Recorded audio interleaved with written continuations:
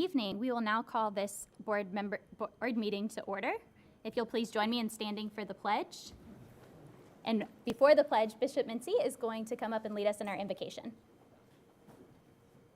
Oh, she forgot.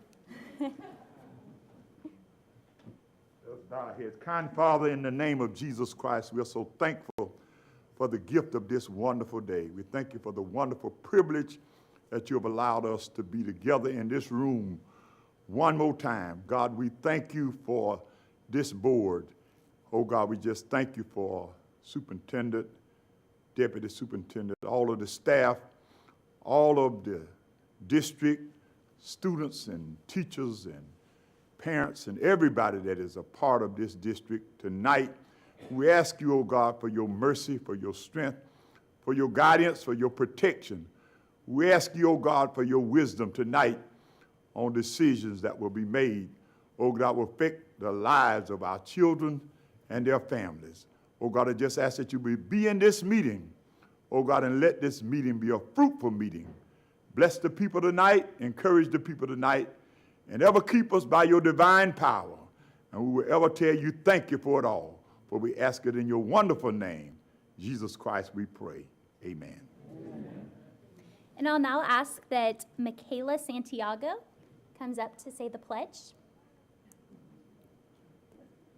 And if you'll lead us in the pledge whenever you're ready. I pledge allegiance to the flag of the United States of America and to the republic for which it stands, one nation, under God, indivisible, with liberty and justice for all.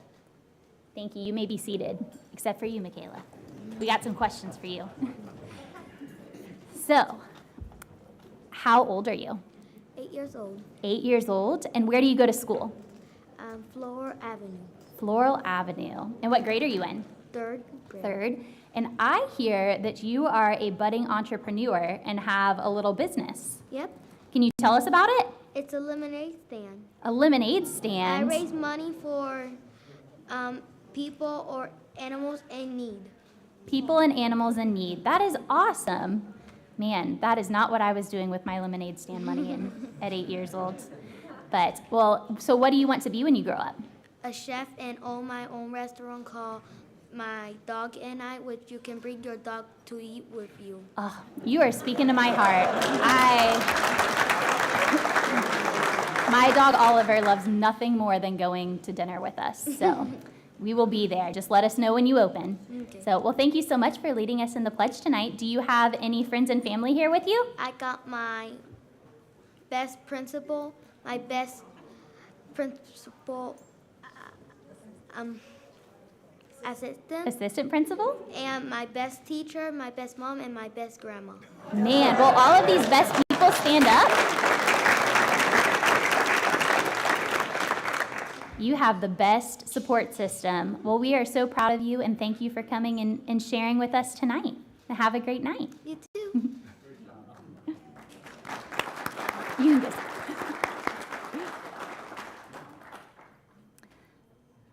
All right, so the first order of business tonight will be to accept the agenda for the January 25th, 2022 school board meeting. Superintendent, do we have any revisions?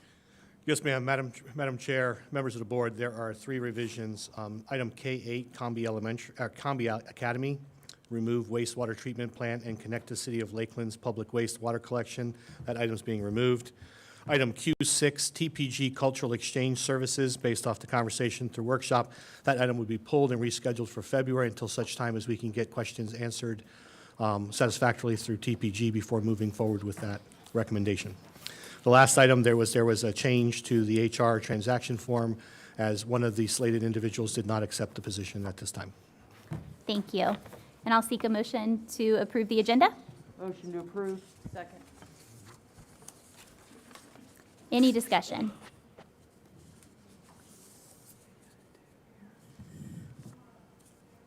Bear with us tonight. We're doing our own votes electronically, so we're good? All right. So the next order of business will be our special recognitions. Can I have Ms. Miller go down in front? And I'm going to ask Ms. Copeland to come up to do hers. Madam Chair, before we proceed, has the vote been locked in for that? Oh, I'm so sorry. All those in favor for accepting the agenda? Aye. Any opposed? And the motion carries. Thank you, ma'am. Now we'll move on to special recognitions.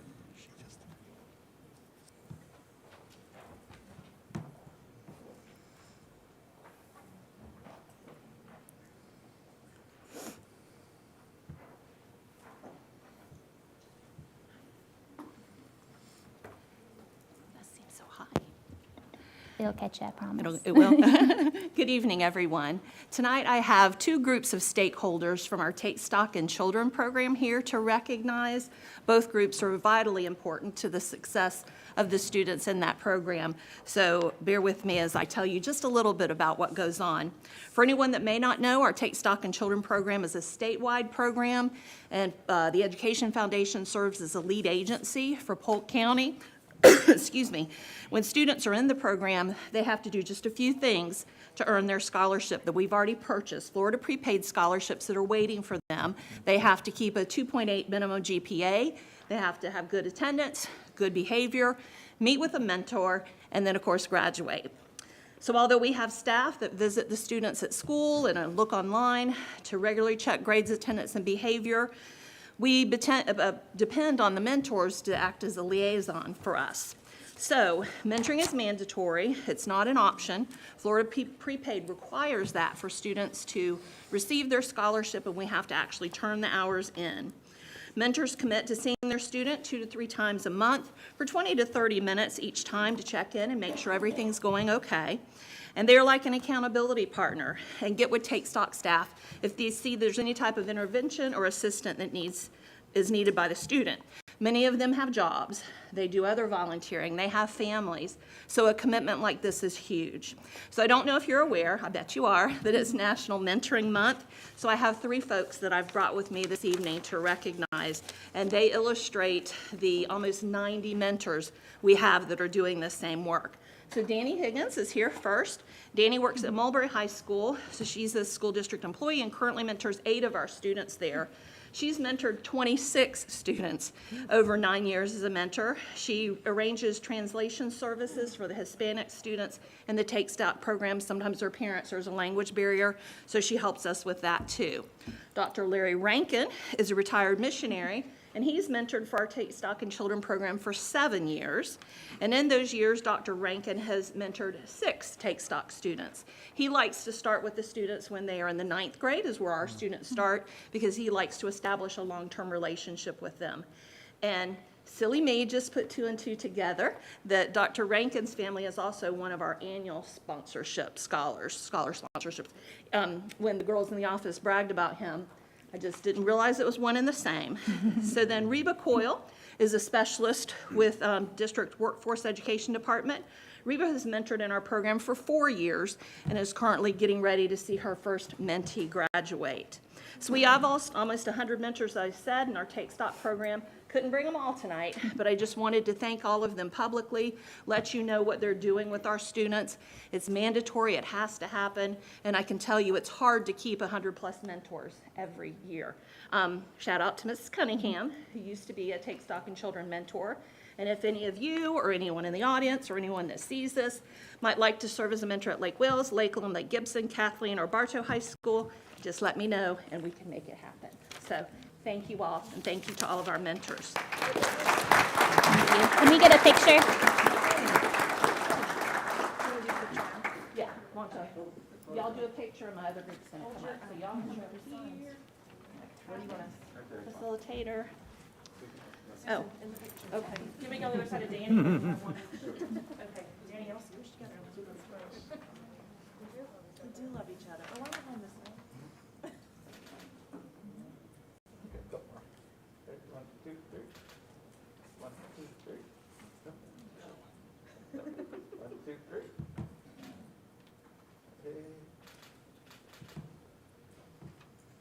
Thank you all very much. Thank you. All right, so another group that makes our Take Stock in Children program work are our donors. and we couldn't be anything where we are today without them. Every student in our Take Stock in Children program has the promise of a 2 or a 4-year scholarship waiting for them if they do all those things I mentioned earlier and they graduate. So for the class of 2022, that's an approximate value of either $6,400 or $16,400, depending on which one they get.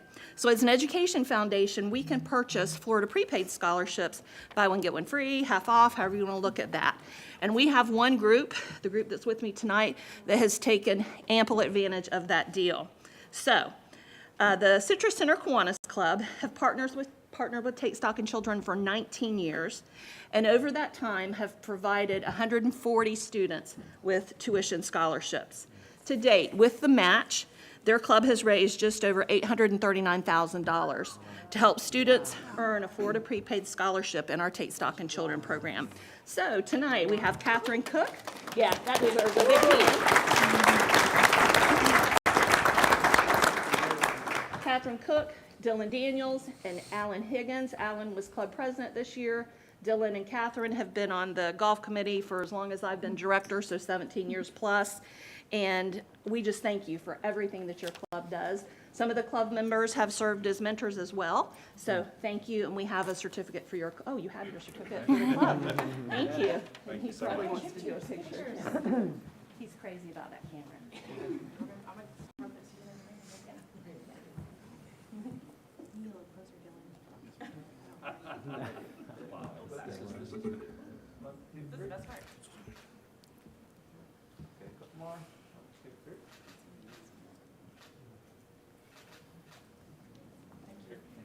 Thank you all for letting me brag on them. Thank you so much. Thank you, Ms. That's awesome. Copeland.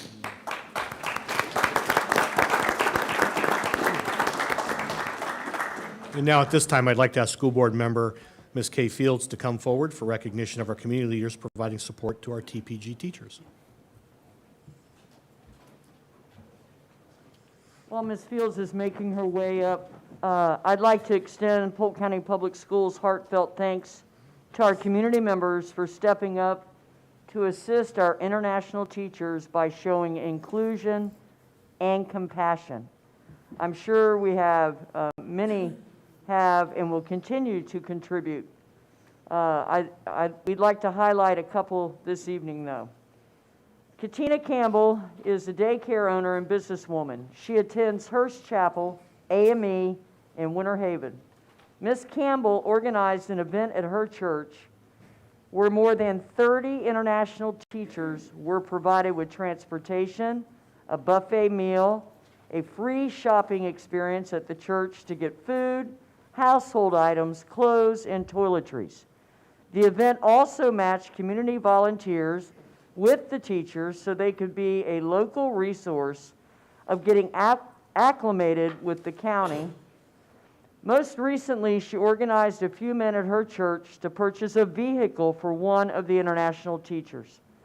Also, there has been countless employees at schools who need to be acknowledged for providing free rides, meals, social experiences, and support to those international teachers. Is Ms. Katina Campbell present? Please come forward.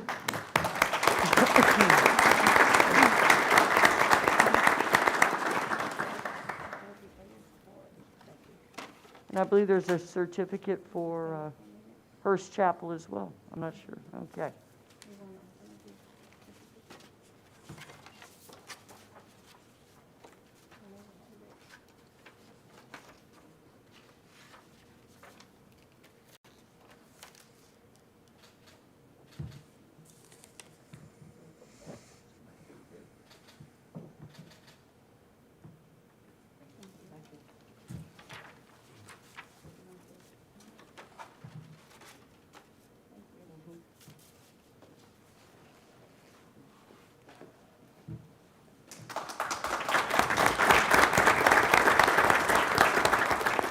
The Episcopal Church of Good Shepherd, also known in the community as Good Shepherd Church, is located in Lake Wales.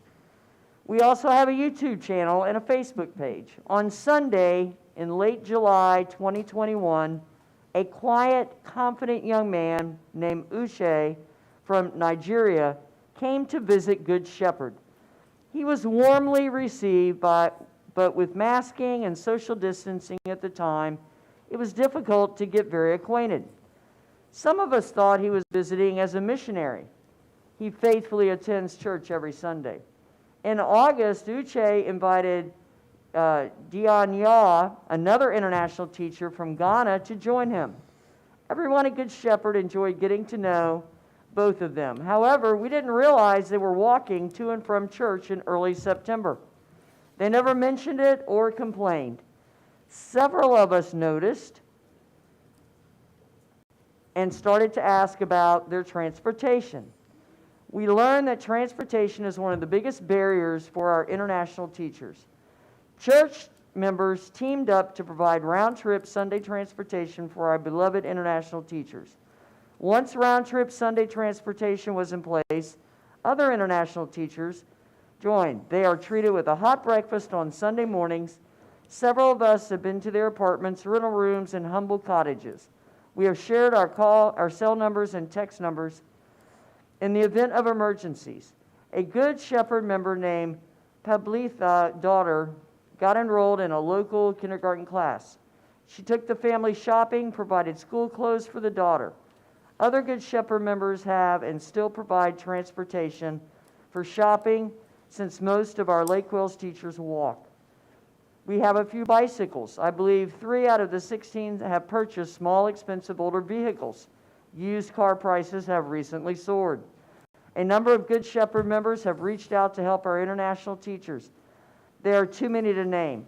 Some have gladly given and provided clothing, coats, furniture, moving assistance, bikes, meals, groceries, blankets, bedding, bed and bed frames, linen, shoes, ponchos, umbrellas, dishes, cough drops, visits to Bach Tower, and most often transportation.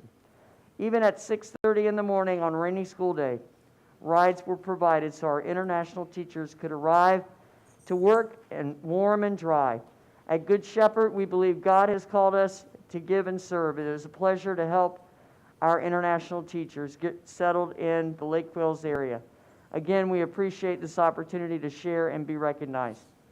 And I apologize, I don't have the name of that written in my notes.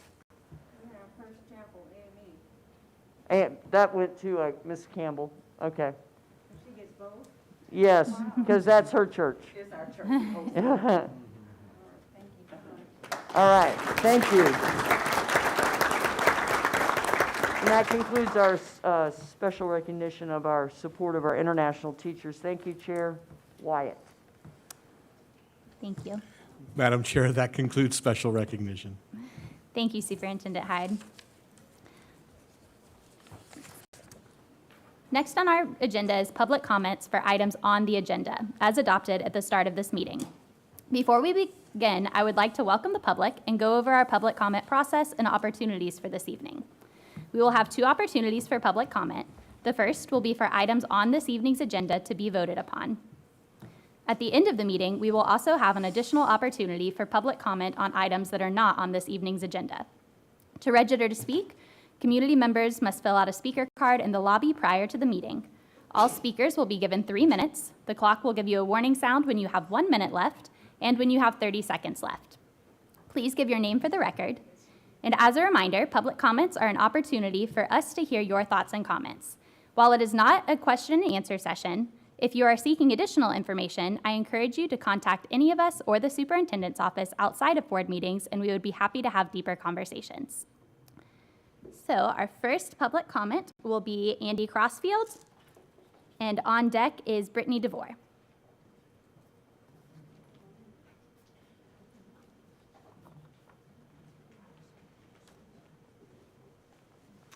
Thank you all for allowing everyone in the public to speak.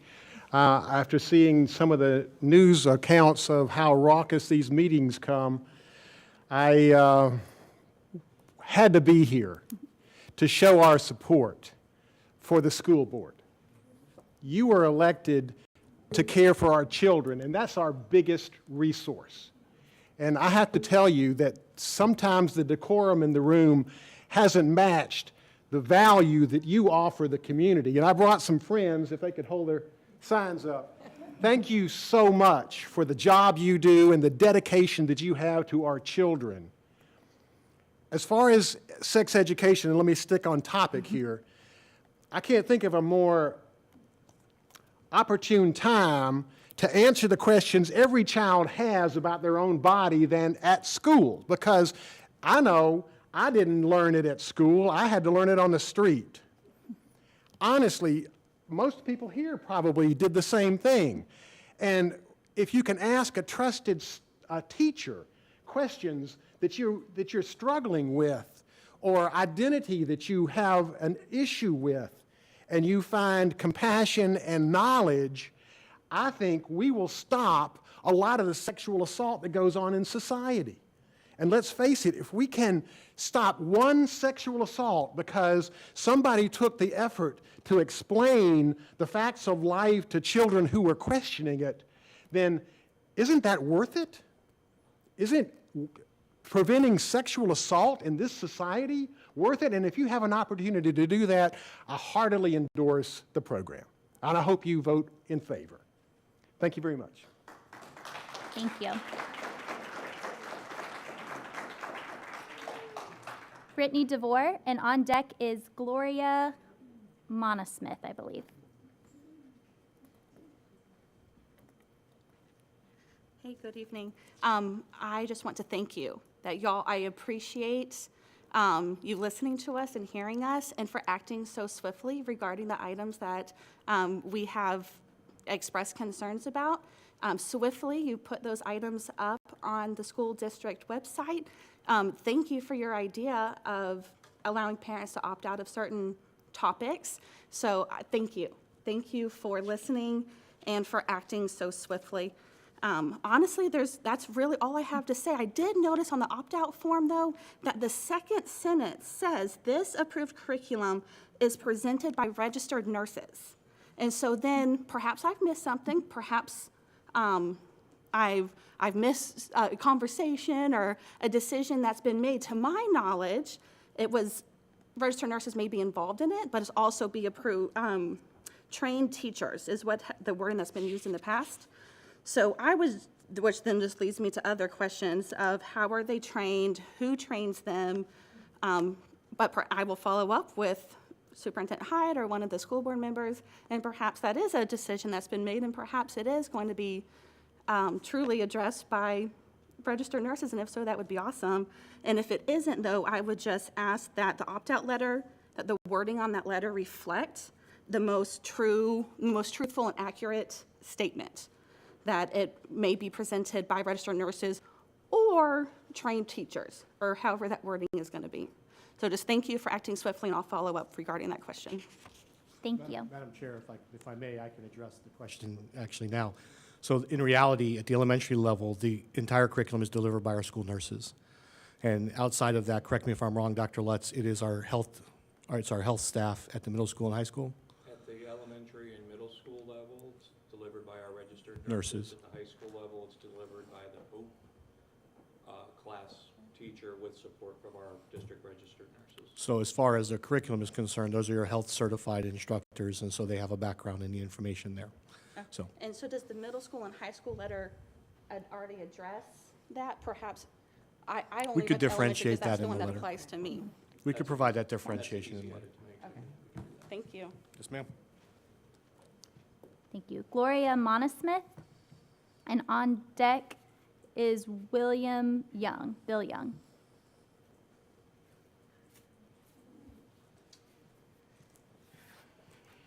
Good evening. I'm Gloria Monosmith. I'm from Lakeland. Almost 15 years ago, I was hired by the Department of Children and Families to be a child protective investigator. And I was responsible for, of course, investigating child abuse allegations. During the training, I recall where we, the new hires, were asked to brainstorm words that we had learned to describe our private body parts. We all got a chuckle out of remembering some cute, funny names, but we were clear about the reason for this activity. They wanted us to be prepared for asking questions to clarify exactly what a child might be talking about if a child told us someone had hurt them. If someone had hurt their tati or their monkey or their pocketbook. We were trained to ask a little deeper, ask a question. A great deal of concern has been expressed around the proposed curriculum, worries about children wanting to engage in sexual activity. But I'm far more concerned about their exposure to sexual activity that they don't want. Individuals who take advantage of deficits in knowledge or icky topics that don't get discussed, and they prey on our uneducated and vulnerable. I watched last month's meeting where this was discussed. Well-meaning, concerned parents shared their own discomfort in saying some scientific words about their body parts, as they were advocating for the ones being solely responsible for teaching children about their body parts. You know, I have a lot of respect and encouragement around parents who want to take on this challenge. Despite the red faces and the stuttering words and the stuttering sentences, this is a wonderful thing when parents want to be the first line of defense for our kids. And when it comes to empowering and educating their children about their bodies. However, this school system serves over 110,000 children, and I know as a matter of professional experience, both as a DCF worker in the past and currently a mental health professional here in Polk County, that not all parents are capable or even want to share this very necessary information to our kids. The grim reality is that 1 in 5 girls and 1 in 20 boys are victims of sexual abuse. The fallout of these victims include dealing with mental trauma, STDs, unwanted pregnancies, and a terrifying introduction to the most intimate parts of the human body. Parents who don't believe the school should have a role in teaching this specific topic have the ability to pull their kids from this content. However, this curriculum does have a role in the school system for those children who do not have access to real, non-predatory information about their bodies.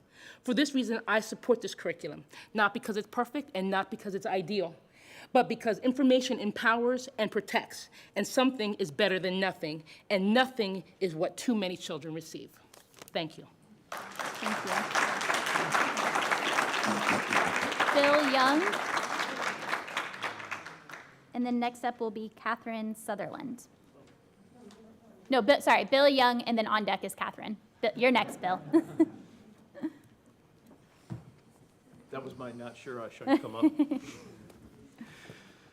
School Board, thank you for hearing us this evening. My name is Bill Young. I live in Lake Wales, Florida, and I have had 4 children, 2 boys and 2 girls that I partnered in raising. I'm going to be brief and I'm going to be to the point in what I'm speaking out on tonight. I'm speaking out against adopting the proposed reproductive health program as it stands, as I believe it to be hurtful to children due to its being too graphic for age. I also am against purchasing the Nearpod learning system for 2 reasons. First, the cost of close to $1 million is way too costly to the taxpayers long-term, even if federal money helps initially, which is also taxpayer money, I might add. Secondly, I have studied the system, and Nearpod just teaches what the government wants to dictate, not helping young people to critically think for themselves. Therefore, it is just one more government overreach, in my opinion. Thank you for listening. Thank you. Catherine Sutherland, and just to clarify, we will not be voting on Nearpod this evening. And sorry, on deck will be Lola Smith. Hi. Thank you for having us here today. My name is Dr. Catherine Sutherland, and I'm an obstetrician gynecologist, and that has included adolescent health care. We all want the same things for our youth. We want them to be safe, we want them to be knowledgeable, and we want them to be empowered as they go through the process of maturing. Sexual maturity is a part of maturing into adulthood that cannot be omitted. Multiple studies have shown that accurate and comprehensive sexual education actually does not increase the likelihood of premarital sex, does not increase the likelihood of teen pregnancies, and does not increase the likelihood of sexually transmitted diseases. On the other hand, some abstinence-only programs have been shown to be ineffective. So the best programs are the ones that recommend delaying sex and they clearly state the reasons why, including social reasons, emotional reasons, and health reasons. When students understand those reasons, then they can make good decisions on their own. Sex ed needs to be a part, in my opinion, of the curriculum. It should be as complete and as accurate as possible. If you leave gaps in the things that are discussed, the adolescents will figure out how to fill those gaps. They will ask their friends, they will get inaccurate information, they will hear rumors. This is how people learn that you can't get pregnant the first time you have sex, or douching takes care of sexually transmitted diseases. Adolescents have questions, and often the last person that they want to ask those questions to are their parents. So leaving sex ed to parents can mean that it is inaccurate and that it's biased. Not all parents feel comfortable talking about sex. When my daughters were growing up, I often helped in their classrooms with the sexual ed curriculum. And of course, they were mortified. But I did find that afterwards, many of their friends would come to me in secret asking questions that they didn't have anybody else that they felt they could ask. So adolescents really need trusted professionals, teachers, counselors, healthcare people to help them with these decisions. So I would say let's empower our students with comprehensive sexual ed so that they can make informed and safe choices as they mature. Thank you. Thank you. Lola Smith. And on deck will be Emmett Purvis.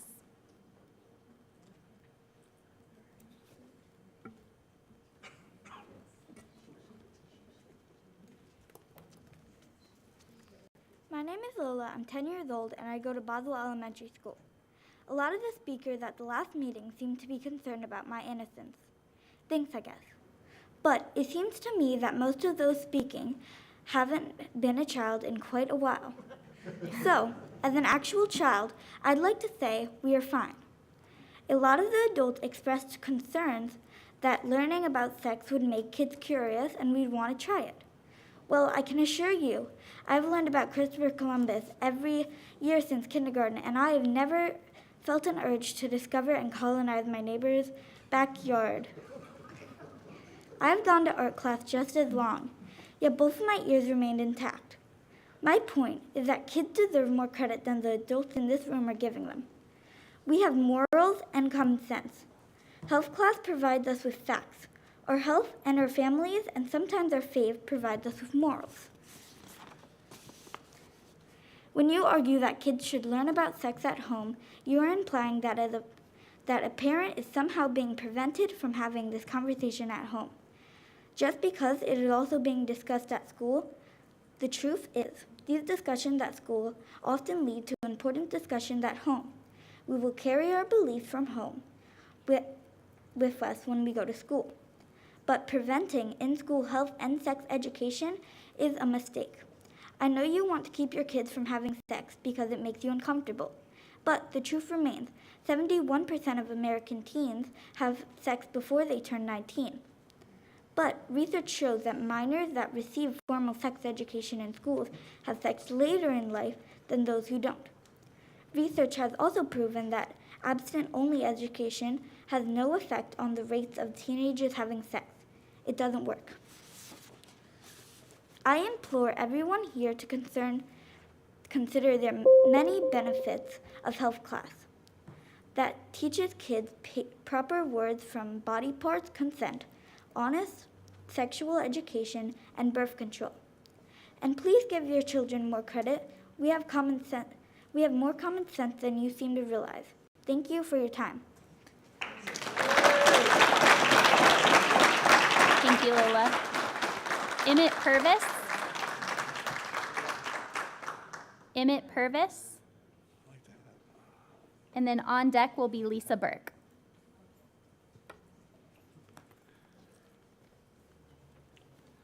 Emmett Purvis, 655 East Stewart Street in Bartow. School board members, Mr. Superintendent, Mr. Chairman, person. I watched the whole work section this afternoon. I had to leave to get here. I didn't hear the end of it, but I appreciate the comments, Lynn, on several items that you came forward and spoke on, and there were several of you. And two things. I'm the second of 4 generations of being educated by schools of Polk County. 4 in Highland City alone, 4 generations. And it appears what we have here is a failure to communicate, and the schools have usurped the authority of the parents. And what I wanted to talk about was the section on reproduction, human reproduction, and the schools shouldn't be having to teach this, and especially in the format that was presented. I couldn't support that one iota. And the other is Nearpod. I have an intuition, and it's carried me a long way. But it seems like it's consensus by collectivism.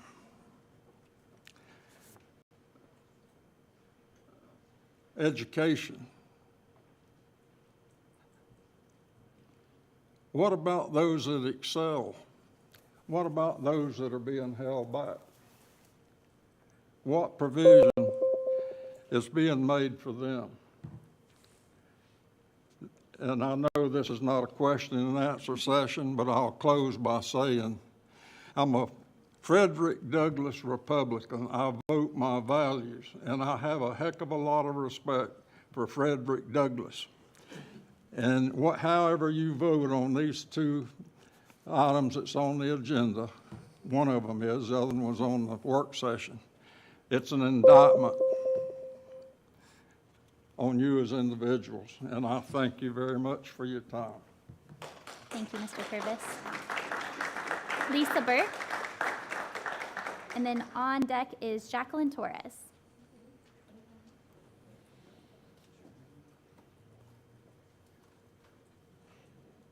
Sorry, guys, I'm still slow. Sorry, it's Lisa Burke and then Jacqueline Torres. You're on deck. My name's Lisa Burke. I live at 3100 Lake Wales, Fast Route Trail in Lake Wales. I'm the president of ASME 2227.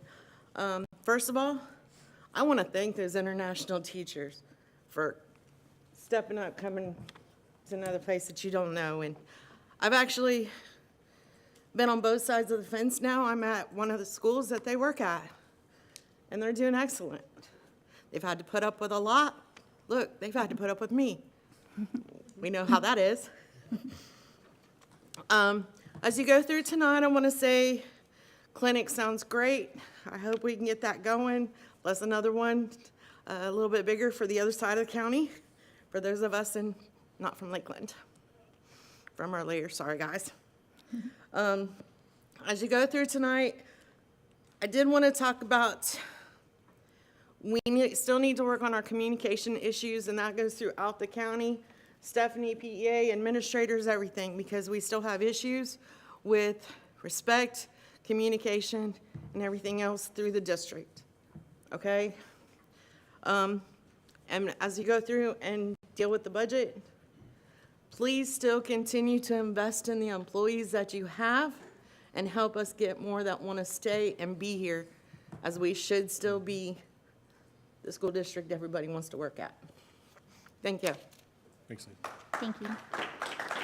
Jacqueline Torres. And then on deck will be Shannon Lee.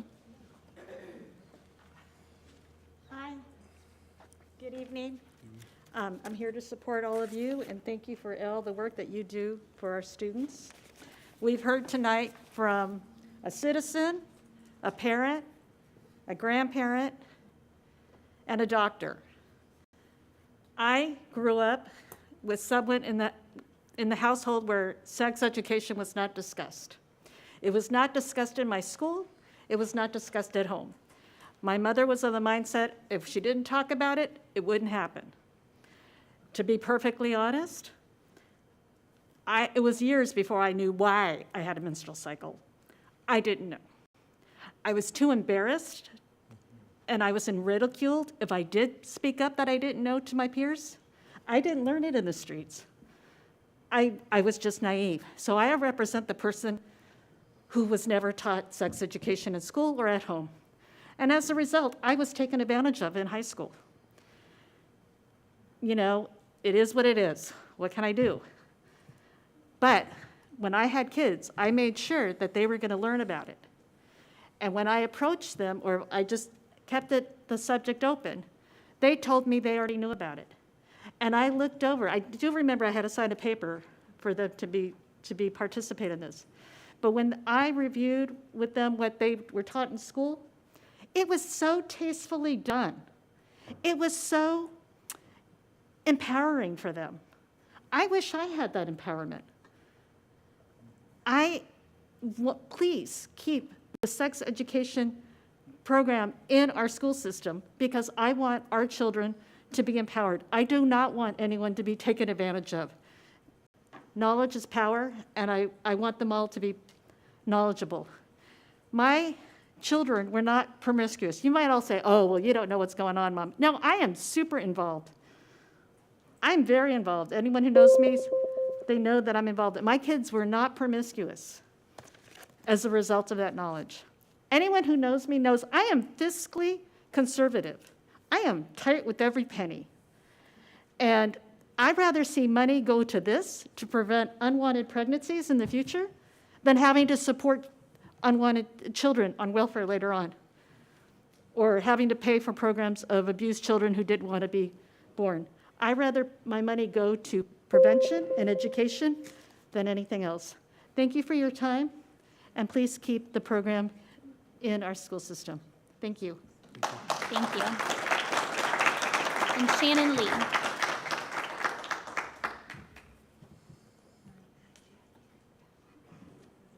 Shannon, oh. She's coming.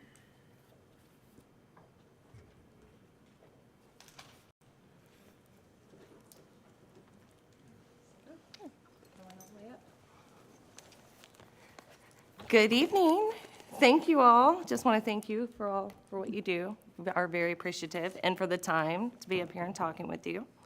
One of the things, I guess, for me, that when I was looking in regards to this agenda and the sex education part of this, is that I was trying to look for kind of like the curriculum or the videos being shown, and maybe I missed it, but I didn't see links on the website. And I know that there is an opt-out form. But for me, having 2 in middle school, 1 in high school, of course, I would like to kind of view it. I would like to see what they're being taught. I'd like to see the videos, kind of make more of an education decision for them, what they're viewing, if I want them to be taught, so I can opt in or opt out of it. So I think that would be something just as a suggestion to be able to have that access as a parent before, and maybe have adequate notice for when it's going to be taught, so I have time to review it. And just to be transparent, so we can have more of a relationship between our schools and parents, so we can be involved together. And I mean, you guys got a big challenge. I mean, you got K through 12. I mean, if you kind of think about movie ratings, they all got the different ratings. So, I mean, you got to go through this with kids.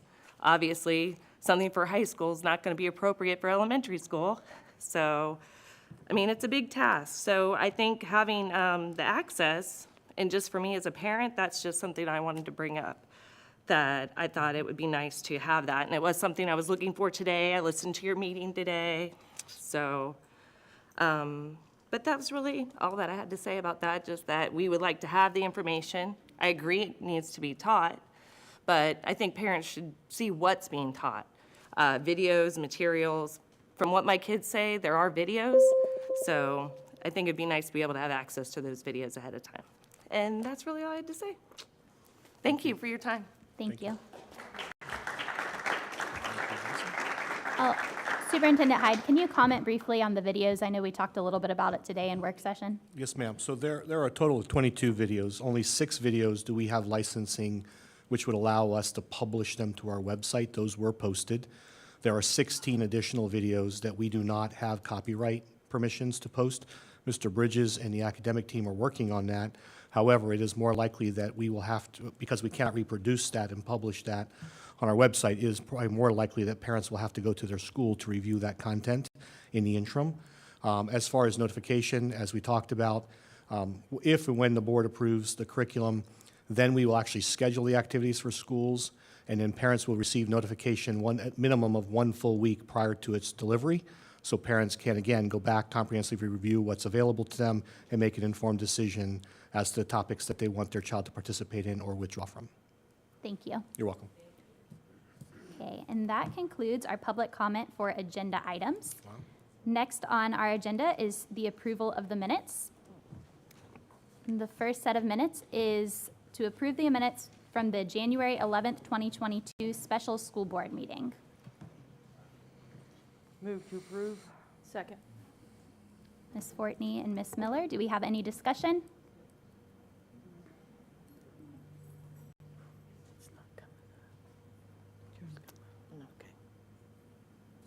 All those in favor, please signify by saying aye. Aye. Aye. And the motion carries. Next will be our second set of minutes, which is from the January 11th, 2022 work session meeting. I'll hear a motion in a second. Move So to moved. approve. Second. I think it was Ms. Fortney and Dr. Allen. Any discussion? All those in favor, please signify by saying aye. Aye. Aye. And the motion, any opposed? And the motion carries. Okay, next on our agenda is the approval of the January 25th, 2022 consent agenda as revised. I'll hear a motion in a second. Move approval. Second. Ms. Fields and Mrs. Miller. Any discussion? All those in favor, please signify by saying aye. Aye. Any opposed? And the motion carries. Superintendent Hyde, do we have any new administrators? We do, Madam Chair, members of the board. So if you hear your name called, please feel free to come to the front. Love to hear a few words from you. You're also welcome to bring any family members or loved ones up with you, because we'd love to say thank you to them, because a commitment to being an administrator is not something that you do or carry a burden by yourself. It is something that your entire family is committed to.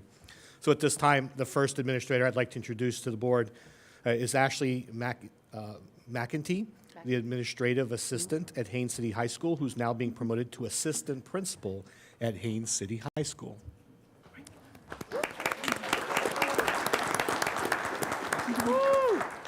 Hi, thank you so much. I am a proud product of Polk County Schools. I started kindergarten at Inwood Elementary and graduated from Winter Haven High School.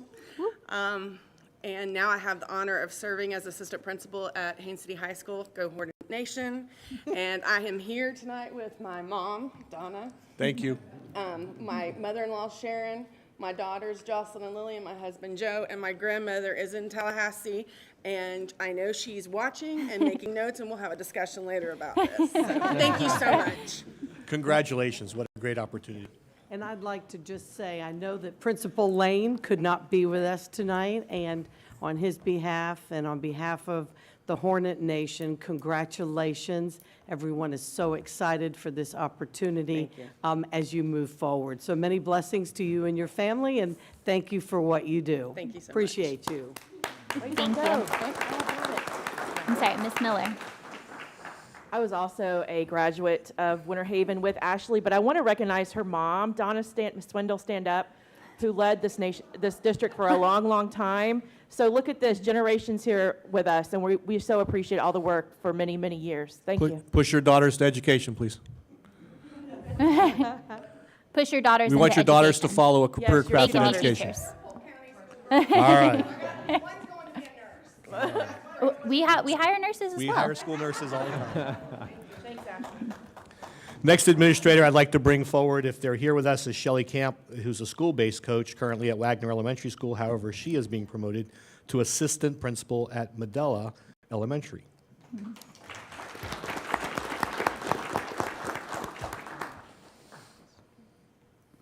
Hi there. I'd like to say thank you for this opportunity. I also am a product of Polk County Schools, and being the assistant principal at Medela Elementary, I also attended Medela from first grade to sixth grade, so I'm back home, just in a different role. So I am so grateful for this opportunity. I have my family here to thank for the support.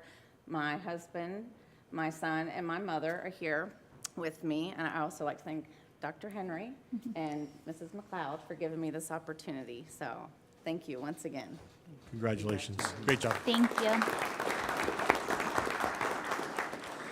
Miss Rebecca Cleveland is currently the Director of Community Services for Polk County Supervisor of Elections. She is a new hire with Polk County Public Schools and will be joining us as one of our community liaisons for the northeast quadrant of our community.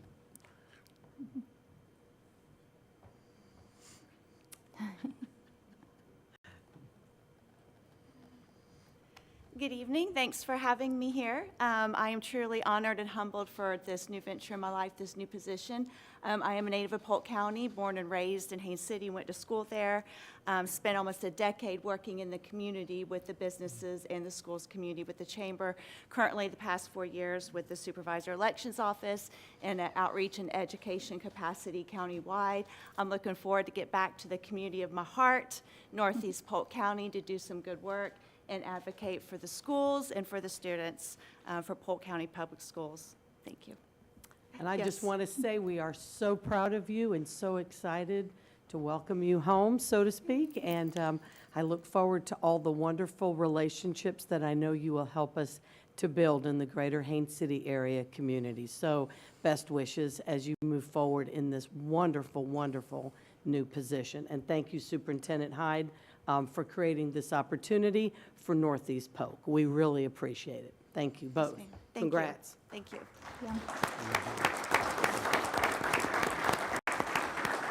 Next on the list is Miss Reba Coyle. She's currently a TRST program specialist with Polk County Public Schools, and she is now being promoted as well to serve as an additional community liaison. Good evening, everybody. I just want to thank Mr. Hyde and the board and our cabinet for having the opportunity to kind of reach my goal. I think I have almost in my work world to be the community liaison for Lakeland, the greater Lakeland area. I went to Florida Southern, go Mocs, and have been in the greater Lakeland area for over 30 years. My position with Bartow Academy as their grant coordinator, and then on to Polk Vision, where I got so much experience in the business community countywide. I've learned so much about our community, and I know the importance of building that bridge between our schools and our businesses, and I'm very excited to do that. Plus, we have a rock star team. Betsy and Steve are great, so I'm excited to be on board. I look forward to working with all of you. Thank you very much, and I'm also, my husband is here. Thank you. Hi, honey. So, thank you. Thank you. Thank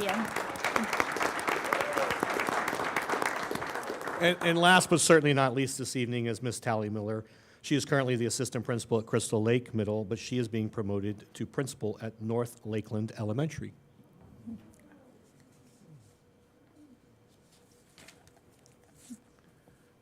Hey, I just want to go ahead and say thank you guys. Thank you, Superintendent Hyde, for this opportunity, members of the board. Dr. Henry, thank you, and for the support I've gotten already. I'm super excited for this new adventure that I am going on. I've got my family here with me, my husband Steve and my daughter Layla.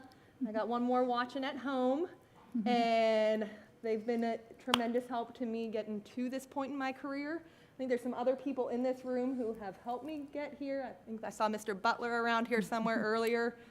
He played a huge role in pulling me from the classroom into an administrative role. And then Ms. Barnes for mentoring me through the past several years as part of her region, along with my current principal, Ms. Cotter, who's been tremendous in helping me get to this point. So thank you. I appreciate all of you, and I'm looking forward to the new challenge. Thank you. Thank you. That concludes the list of new administrators, and my hope is that next meeting I will have some additional announcements for you. Thank you. And I believe our lovely photographer was headed to get a picture of all of you together. Was that? Okay. He looked like he was running out the door. So gather out in the lobby and he'll get a picture of all of you. All right, next on our agenda is the Charter Review Team nominees. We'll do these as two separate motions. So the first motion we'll look for is to approve Ms. Kate Wallace to be appointed to serve on the Charter Review Team for Polk County Public Schools. I'll look for a motion in a second. Move approval? Second. And any discussion? Mr. Wilson, would you like to read her bio for us? Yes, thank you. Kate Wallace is a government relations and public policy professional with specialties in telecommunications and K-12 education. She currently serves as Senior Manager of Government Affairs in Florida for Charter Communications. A Bartow native, Kate is a product of Polk County Public Schools and a graduate of the International Baccalaureate School at Bartow Senior High. She subsequently earned a BS in Public Relations from the University of Florida. Since moving back to Florida, Kate has taken up involvement in our community. She is a member of the Junior League of Greater Lakeland and serves on the statewide Junior Leagues of Florida State Public Affairs Committee. Locally, she serves with Polk Vision, the United Way of Central Florida Young Leaders Society, and the United Way of Central Florida Young Leaders Society. So I recommend Kate Wallace for our Charter Review Committee. Thank you, Madam Chair. Thank you, Mr. Wilson. Any further discussion? All right, seeing none. All those in favor, please signify by saying aye. Aye. Aye. Any opposed? And the motion carries. And our next nominee is, we'll look for a motion to approve Ms. Abigail Skipper to be appointed to serve on the Charter Review Team for Polk County Public Schools. I'll take a motion in a second. I move to approve. Second. And any discussion? Ms. Miller, would you like to read her bio? Sure. Abigail Skipper is a financial advisor and financial coach with Ranch Capital Advisors. She's a lifelong resident of Polk County and serves on several boards. She was appointed by Governor Scott to the Florida Department of Education Exceptional Student Education Advisory and served for several years. She's a founding member of the steering committee for the Advent Health Lake Wales Project Search. Project Search is an international transition program which assisted in the development of training, experience, internships, and employment opportunities for students with disabilities in their final year of transition, worldwide and locally at Lake Wales High School and Victory Ridge Academy. Ms. Skipper served 2 terms as a board member for Victory Ridge Academy, a charter ESC center school in Lake Wales. She serves on the board of the Vanguard School Charitable Fund and is well-versed in school choice and charter. She currently serves on the Lake Wales Charter School Superintendent Search Committee. I know Abby very well, and she is a great advocate and will serve this community, I think, very well on that board. She is married to her husband, Alan, for 21 years and is the mother of 4 daughters. Her daughters have attended and currently attend Lake Wales and Polk County charter schools. Thank you, Ms. Miller. Any further discussion? All those in favor, please signify by saying aye. Aye. Any opposed? And the motion carries. I just would like to say thank you to everyone who agrees to serve on our committees because we need all of the community support we can get. So thank you for saying yes. The next item on our agenda is the naming of the media building at Union Academy.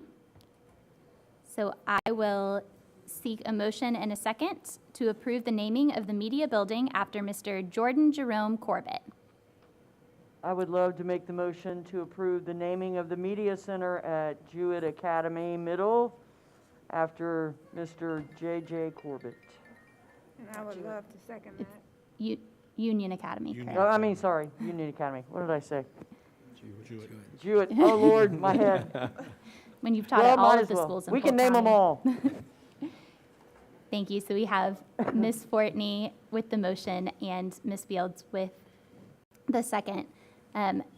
Ms. Fortney, as I know you want to read the bio, would Mr. Corbett and his family like to step forward so we can recognize you? Please. If possible. Go ahead, Ms. Fortney.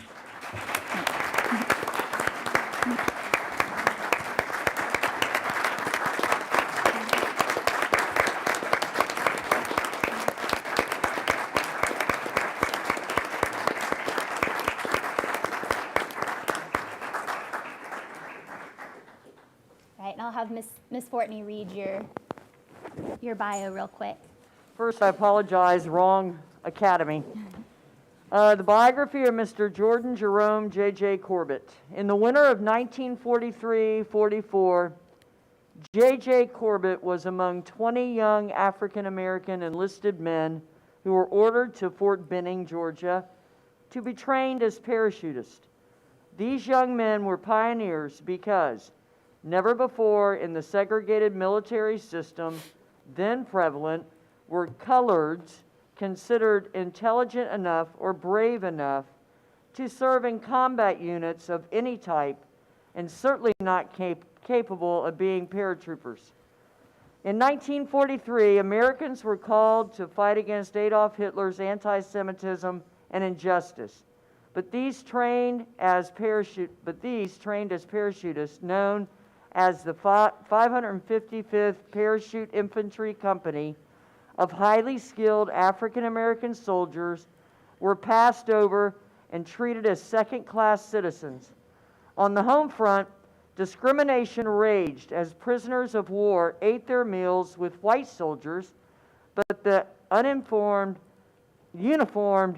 555th Triple Nickels brave men of courage and strength were ready to fight for their nation, could not eat in the presence of the white soldiers. Once the war was over, in 1945, Sergeant Jordan J.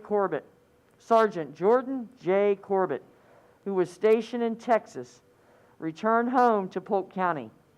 He earned a degree from North Carolina A&T College, began teaching mathematics at Union High School, now Union Academy, where he met Eva and was married in 1954. They became the proud parents of a son, Jerome, who is standing beside him right now, and his wife is out in the audience. The 555th Parachute Infantry Battalion was nicknamed the Triple Nickels because of its numerical designation and the selection of 17 of the original 20-member color chest platoon from the 92nd Infantry Buffalo Division, hence the origin of the term Buffalo Nickels, the spelling derived from the Old English. 3 Buffalo Nickels joined in a triangle of a pyramid, and it's the identifying symbol. Congratulations, Mr. Corbett. Any other discussion? I'd like to have comments, but are you okay standing, Mr. Corbett? Yes, I am. Okay. I want to thank you. I want to thank you for what you've done in our community. My heart is very full. You are one of my heroes. You are an amazing man. You've done an amazing job in our community. You supported so many people. You served on the school board. You have sat in my seat. Had it not been for you, you paved my way. I might not be here today. So I want to thank you and let you know how much we love you. And we are so happy to name the Media Center after you. I wish we had a school, but the Media Center will just have to do. But congratulations, and thank you again. And we thank Jerome for taking care of you and his wife as well. Thank you.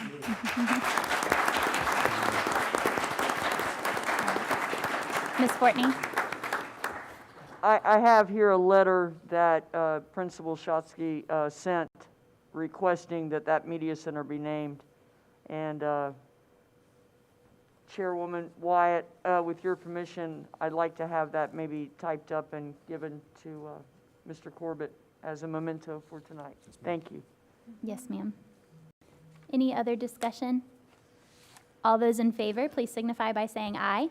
Aye. Aye. Any opposed? And the motion carries. Congratulations, and I'd like to invite you to say a few words if you'd like. Oh, thank you so much. You know, once upon a time, I could get up in front of an audience and speak without thinking. I was in positions where I could do that.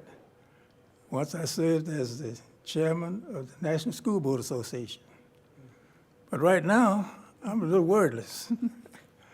But I want to thank you for this great honor that you have bestowed upon me. And I feel like that I'm standing on the shoulders of those that came before me. And I really appreciate the job that you all are doing. I don't think many people realize what it takes to be a school board member. Sometimes it's damn if you do, damn if you don't. But you have to still go ahead and do something. And in watching you and your services, I feel very proud of this board. Again, thank you so much for this honor. Thank you.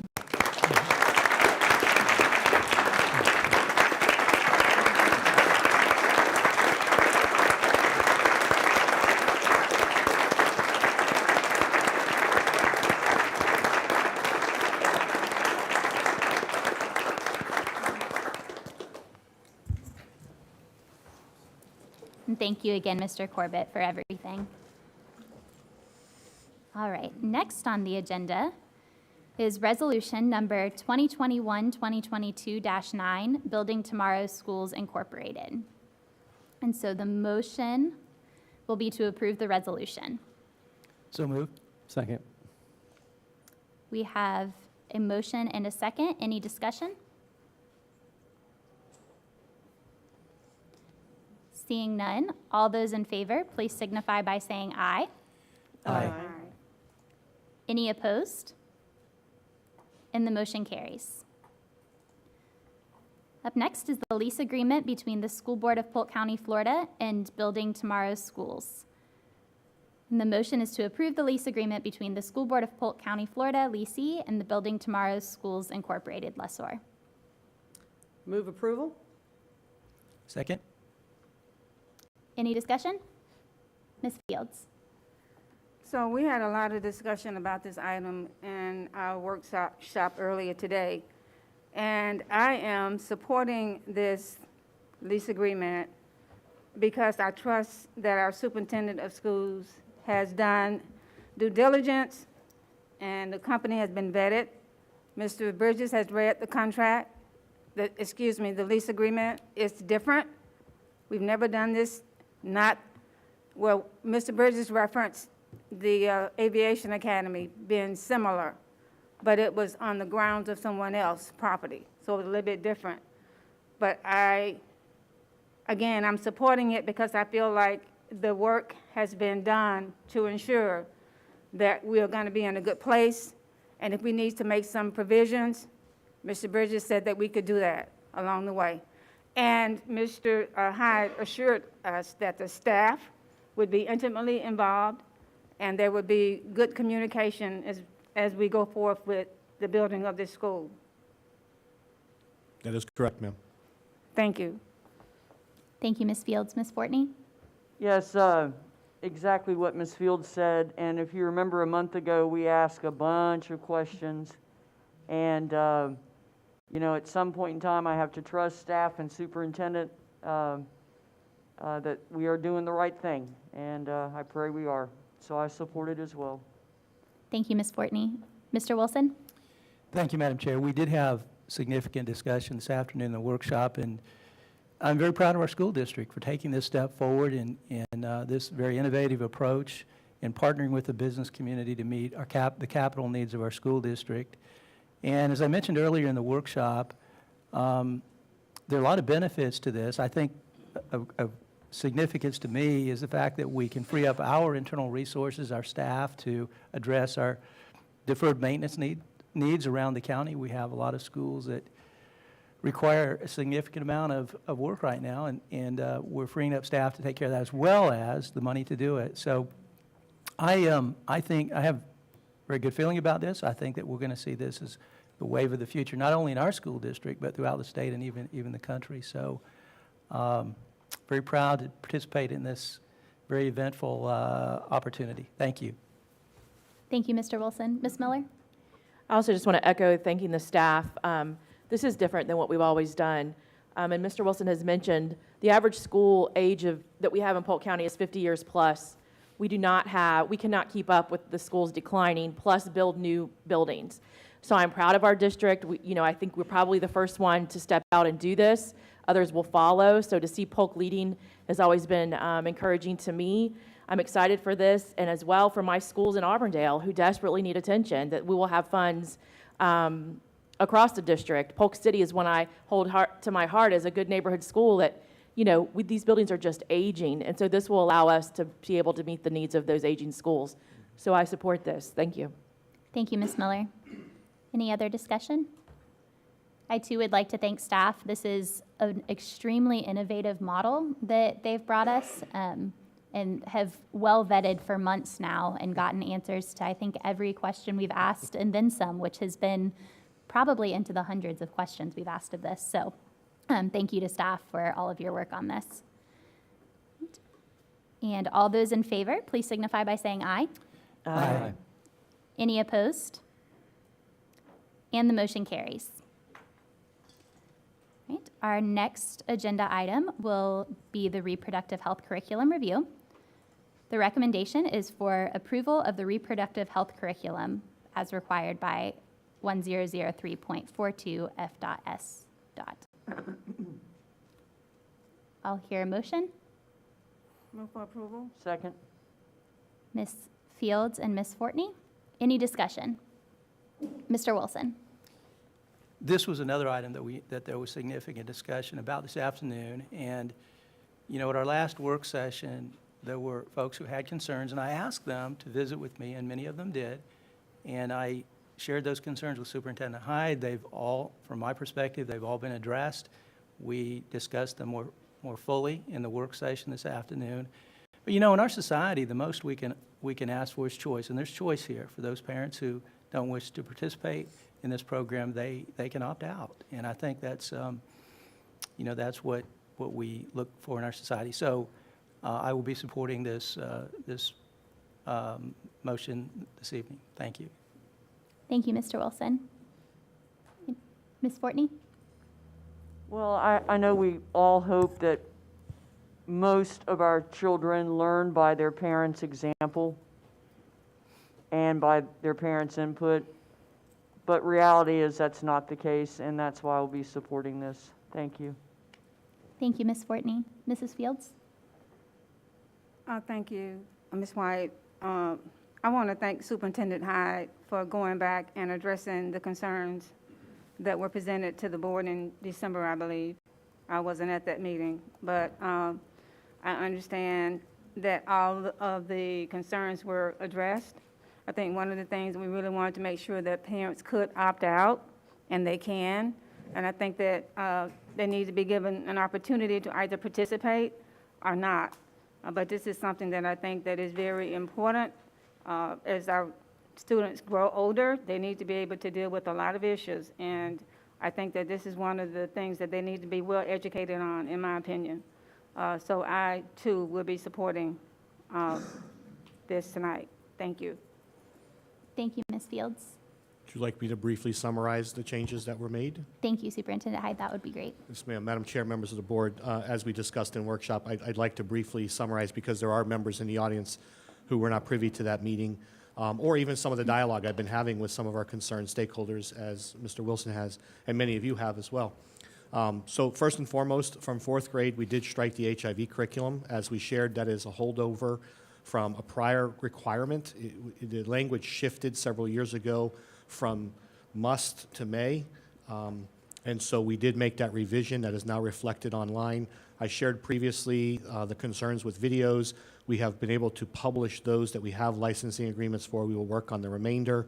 Several other concerns were expressed, especially as it related to identifying parents as a point of contact for students when they have questions or concerns, as it relates to teen pregnancy issues, as it relates to sex education, as it relates, to STDs. So parents have been listed as the first and primary point of contact for our students, as well as others, healthcare professionals. We also addressed several other content areas as it relates to, and there was some confusion because the human growth and development curriculum here in Polk County has oftentimes, especially at the secondary level, meaning middle school and up, been split between two departments. Part of it was addressed, like the human anatomy aspects were addressed, as we shared earlier, through school nurses.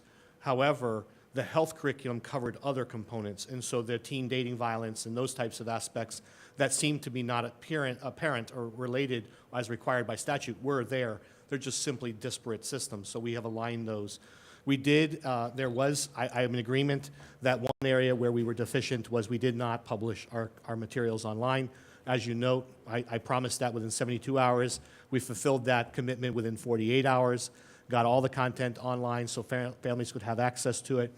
The opt-out forms, I believe a community should be very pleased.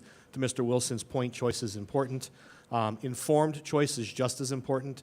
And so rather than basically putting families in a position where they must opt out of the entire curriculum, parents will actually see the specific topics that will be addressed on day 1 of the curriculum, on day 2 of the curriculum.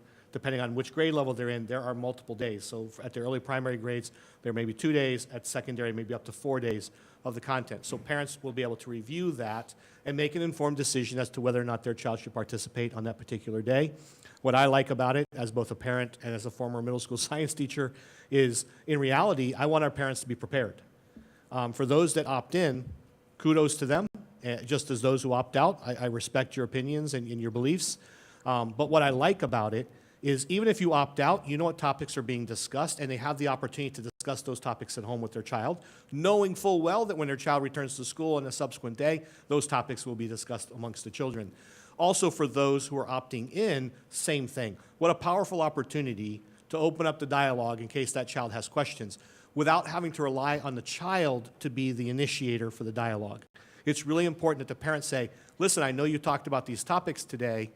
Would you like to discuss them further? What did you learn about such and such? And I think there's the opportunity for the dialogue between the parent and the student, and it eliminates, to the greatest extent possible, the shyness, right? The reluctance. It bridges that gap, or at least provides the opportunity to bridge that gap. And so I think, by and large, we have addressed, as I shared, the majority of concerns. The committee will reconvene again. The Curriculum Review Committee will reconvene this summer and do a comprehensive review of all the curriculum. That is a committee structure. It includes members from our local health agencies, hospitals, health department, our own curriculum staff, instructional staff, and others. And again, all of that information will be readily provided for our families. So again, the point here, be as transparent as possible, give families a choice, but also give them an adequate timeline. So last thing is, not only will parents have the opportunity to opt out, but at a minimum, they will receive a notification at least 1 week prior to the content being taught that they can go back and review it one more time. So again, I think we've provided incredible flexibility. I think we've been incredibly responsive to some of the concerns that were brought to our attention, and we want to make sure that we're delivering instruction that's aligned to the standards. And to that point, we don't want to go any further. We don't want to have any shortcomings either. So I think, again, the team has done a great job. Kudos to Dr. Lutz and to several others who have really worked diligently behind the scenes to help make this happen. So thank you. Thank you, Superintendent Hyde. Any further discussion? Seeing none, all those in favor, please signify by saying aye. Aye. Any opposed? And the motion carries. We will now move to our superintendent report. Madam Chair, the next work session will be held on February 8th, 2022. The work session will begin at 9 a.m. The work session will be held at the Jim Miles Professional Development Center, located at 5204 U.S. Highway 98 South in Lakeland. Additionally, for board members, I know that we have been really excited about the potential of returning back to the school district office for school board meetings. As you know, the construction of the room has been completed. What we're waiting on now is the technical equipment, but I will provide you with an update or an expected timeline in which that room will become operational. Thank you. Thank you, Superintendent Hyde. And our attorney's report, Mr. Bridges. Madam Chair, if you will grant me the opportunity, I'd like to say a word about J.J. Corbett. When I completed the officer's course in the United States Air Force in 1990 in San Antonio and reported for duty in Maxwell Air Force Base in Montgomery, Alabama, as a freshly minted first lieutenant who had a degree and a fancy uniform, and that was it. It became apparent to me very quickly that there were some salty senior NCOs around there who had a pocket full of Article 15 paper from Vietnam still in their pocket. And they told me what to do, and I did it, and they called me sir. And nobody was fooling anybody.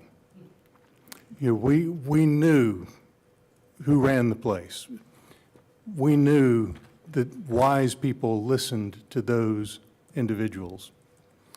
And when I arrived in this district in 1998, Sergeant Corbett was one of the first to extend his hand in friendship and welcome to me. He has been a friend through the years. No one has ever been a finer ambassador from the school district of Polk County. No one has ever been a finer gentleman. And I just want to say that wise people still listen to Sergeant Corbett. Thank you, Mr. Bridges.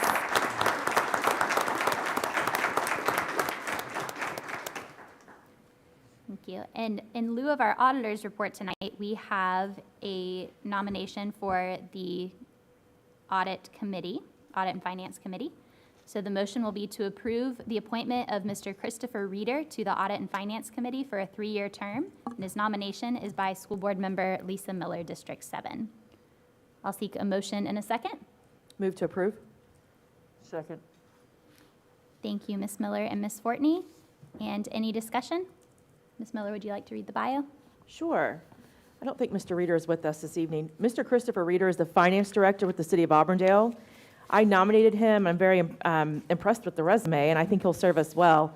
Mr. Reeder has held management positions at Sofidel AmeriCorps for 10 years.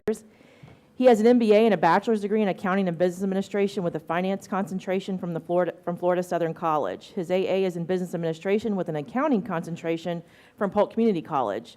Throughout his career, Mr. Reeder has taken on new challenges which have stretched his skills from developing a consolidated supply chain to managing a manufacturing site for a multinational organization. Each of these opportunities was rooted in finance and has contributed to his success. Mr. Reeder brings a unique perspective to today's challenging environment and encourages personal growth and development in himself and his teams. He is supported and guided by his wife Sandra and their son and daughter, whether it's on the soccer field or the softball diamond. And I got a chance to meet his daughter. I didn't realize I was sitting next to her. I was at a City of Auburndale City Commission meeting, and I met this little girl, and there was something in between us, but we just struck up a conversation like I've known her for years, and she's a delight. I hope we can have her at one of our board meetings. But I'm excited to recommend Mr. Reeder for that position. Thank you, Ms. Miller. Any discussion? I just would like to add that Mr. Reeder is from Leadership Polk's Class 15, which is the best class ever. So it's a great appointment, and I appreciate his willingness to serve. All those in favor, please signify by saying aye. Aye. Any opposed? And the motion carries.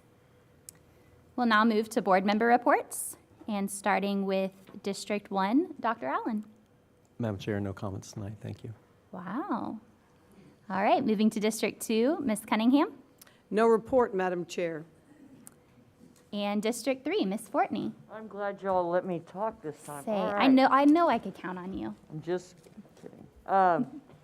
So first, I want to congratulate all of our retirees and thank you for your service. I wanted to bring something to Superintendent Hyde's attention. Something ran across my purview. Somebody said if we want to live a morale booster that's free, we should maybe let all the staff wear jeans the rest of the year. I didn't know if that was a possibility or not, but I thought I'd throw it out there, as in free.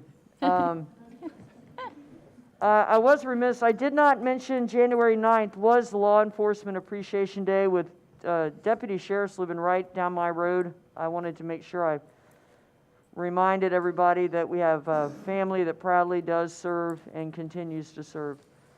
January 24th through 28th is National Literacy Week, and that campaign this year is against misinformation. Imagine that. February 7th through the 11th is National School Counseling Week. Thank a school counselor. Shout out to them. They need all the support they can get. Speaking of shout outs, our PR team, Teacher of the Year, School Related Employee of the Year, Special note, the young woman that was selected is a former student of mine at Bartow High, and she has a smile that was contagious in the 9th grade and a twinkle in her eye that's still there. Bravo, Tiffany Berrien. Mulberry High School, we did, due to the half-cent sales tax, Mr. Young and his staff honored the past and catapulted Mulberry High School into the future. It is an awesome facility, well-deserved by the Mulberry community. I want to thank Lake Region High School for hosting Winter Haven Leadership and for Chair Wyatt making sure that that culinary staff and the students did a wonderful job. The community members, I know they learned a lot while they were there and got involved. Dr. King celebrations, Lord, too many to even mention. I do want to give a shout out to Winter Haven had a beautiful luncheon. Dundee, Bartow, Haines City, great parades, great celebrations, and I was honored to attend to start the celebration of Black History Month. To our boots on the ground, and that's anybody running extra routes, cleaning extra classrooms, taking extra classes, covering. I know you're going above and beyond, and I just want to thank you.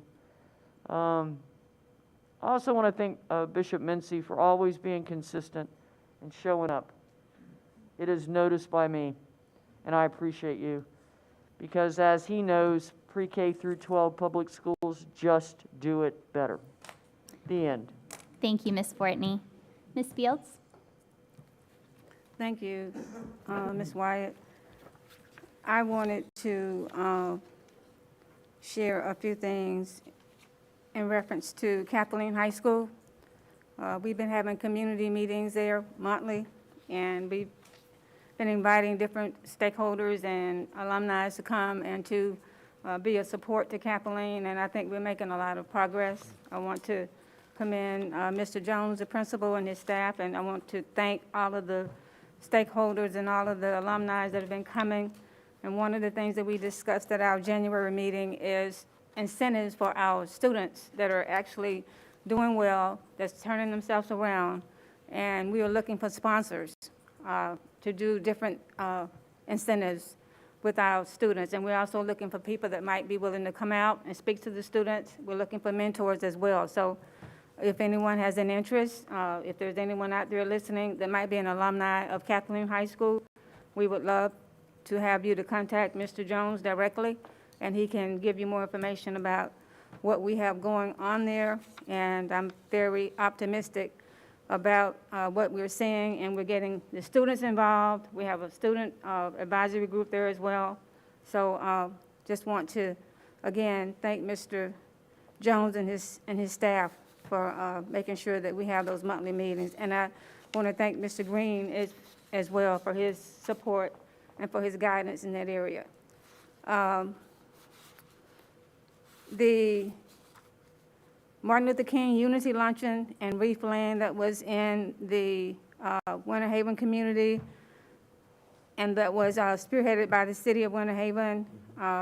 We had, I think, great representation there. Mr. Hyde, Ms. Fortney, Ms. Wyatt, I believe.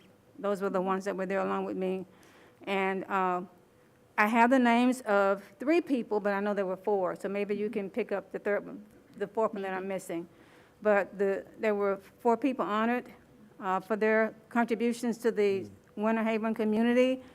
They honored them by saying that they were 4 local Black heroes.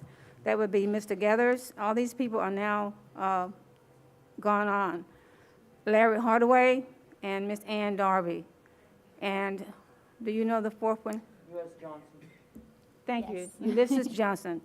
And so all of them were recognized, and there was a wreath laying ceremony as well, and I think it was a great luncheon, and I was very pleased to be a part of that.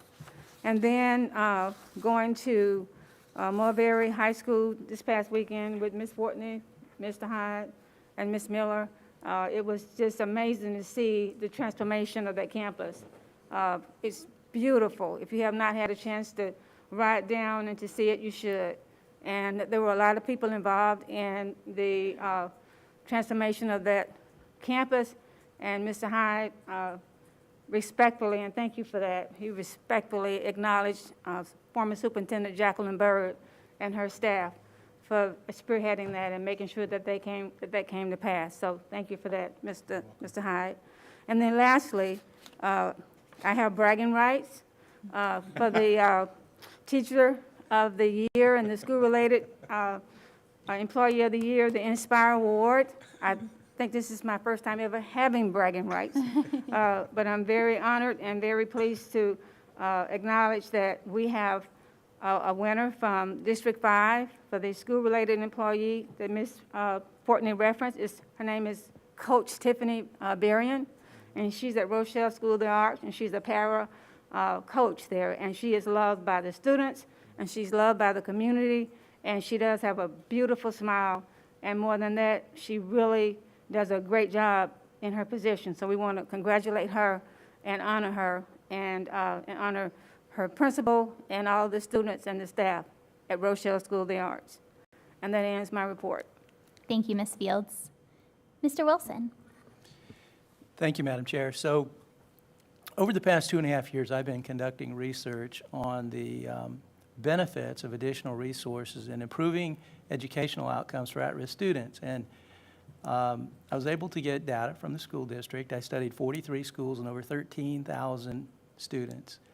And I compiled information related to our Title I grants program. That's a very broad-based program because it generally impacts the school as a whole. And what I found was that additional resources do benefit our at-risk students, and those schools had better outcomes. And I'll share that. I have provided have some graphic presentations I'll give the school districts so they can see that.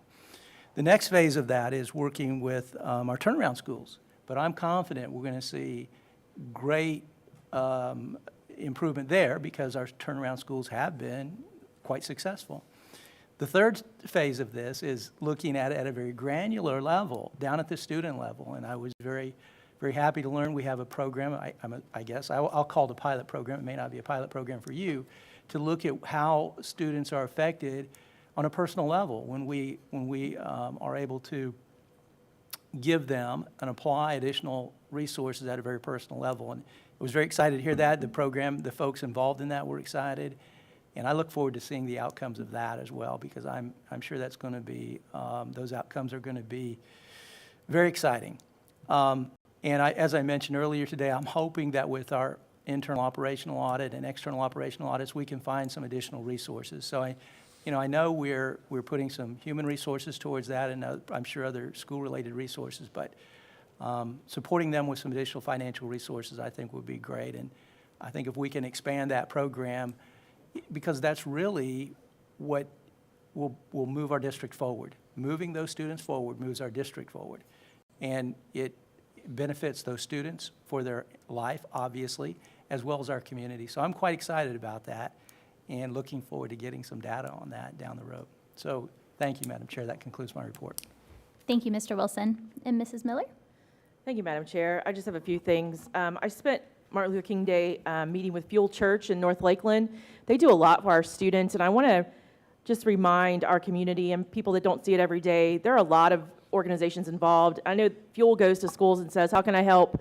Can we help mulch put your mulch out or feed your teachers?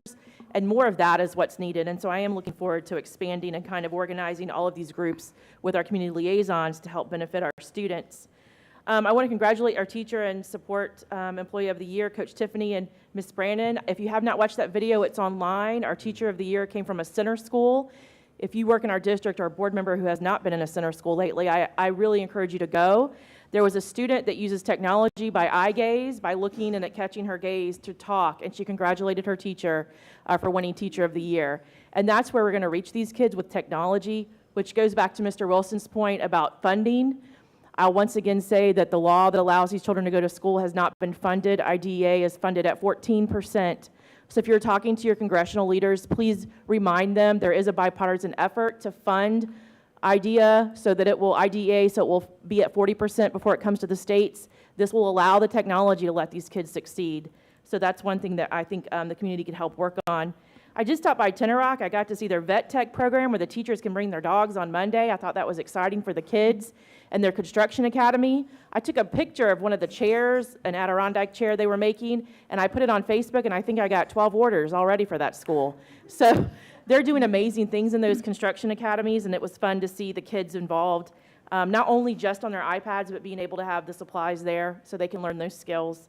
Attending that mulberry ribbon cutting, I kind of equate it to my Auburndale, that is such a community-supported school. I think everyone turned out on a very cold and rainy morning, and it was inspiring to see people travel from different states just to come back to their school and walk the halls of the old school and see the new facility. So that was exciting. I appreciate extending that offer to allow me to do that. I think that's all. Thank you, Madam Chair. Thank you, Ms. Miller.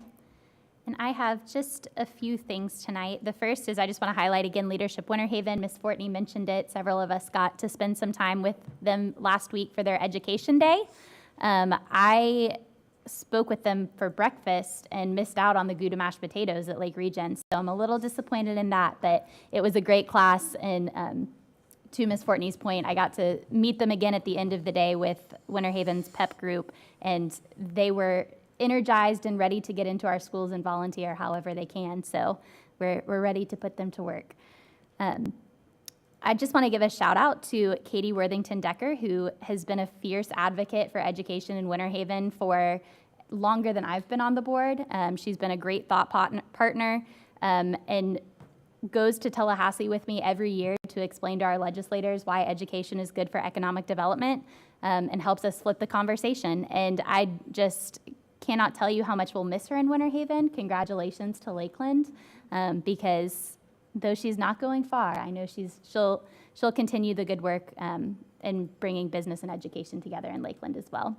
So I just want to congratulate her. She started with Lakeland Economic Development Council this week. And then last but not least, District 4 has bragging rights for Teacher of the Year. Miss Ashley Brannon comes from Karen Siegel Academy, and Mr. Hyde shared at the Teacher of the Year ceremony, when we went to go do her prize patrol, she cared nothing about any of the adults in the room. We had 3 of her students there, and she was so excited to see them and to talk to them, and it just showed everything you need to know about her and her spirit, especially working with some of our neediest students. The student who is able to, using her eyes, tell her, I mean, the whole time we were there, she must have told her I loved her 50 times using her eyes on this iPad device. So shout out to Miss Brannon. We're so proud of you and so excited for you. And I think she's bringing home the State Teacher of the Year, but that's just me. District 4's, we've got it. So that concludes my report, and we will move on to public comments for non-agenda items. So again, these are we'll be beginning the public comment for items not on the agenda. Just as before, all speakers will be given 3 minutes. The clock will give you a warning sound when you have 1 minute left and when you have 30 seconds left. Please note that although the board encourages community participation, no immediate action will be taken on items presented during this public comment portion of the meeting. If follow-up board action is required, then the matter will be placed on an agenda at a subsequent meeting in accordance with school board policy. So first on the list is Christy McCullough. And on deck will be Brooksy Smith.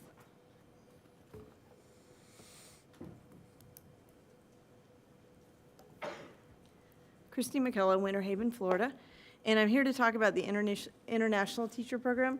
I want to thank some people, and I want to ask the district to please do better for our current participants as well as future ones. We know we cannot find enough people here in the district to do our job. We need these people.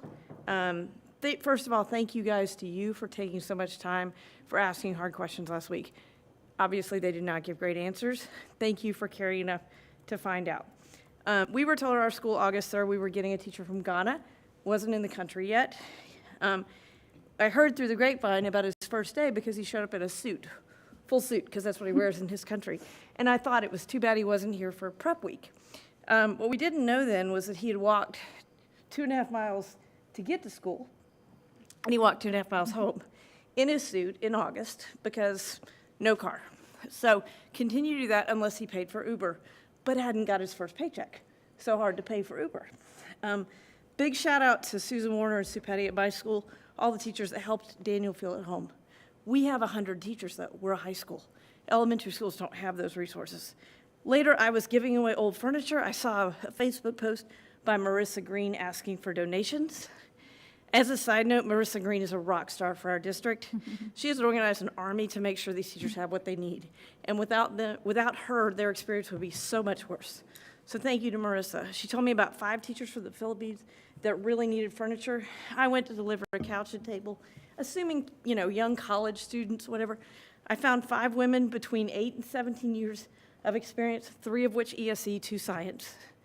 They were sharing a nice 2-bedroom, 1-bath duplex that was empty. The company shared that they give their teachers an air mattress, and the only thing in the living dining area was a flat air mattress. So we were asking a teacher with 9 years' experience to come here, teach self-contained ESE at a very low-performing elementary school, and sleep on a tile floor. That's it. And they were actually excited because the first place they rented was unsafe and full of bugs. So they were excited.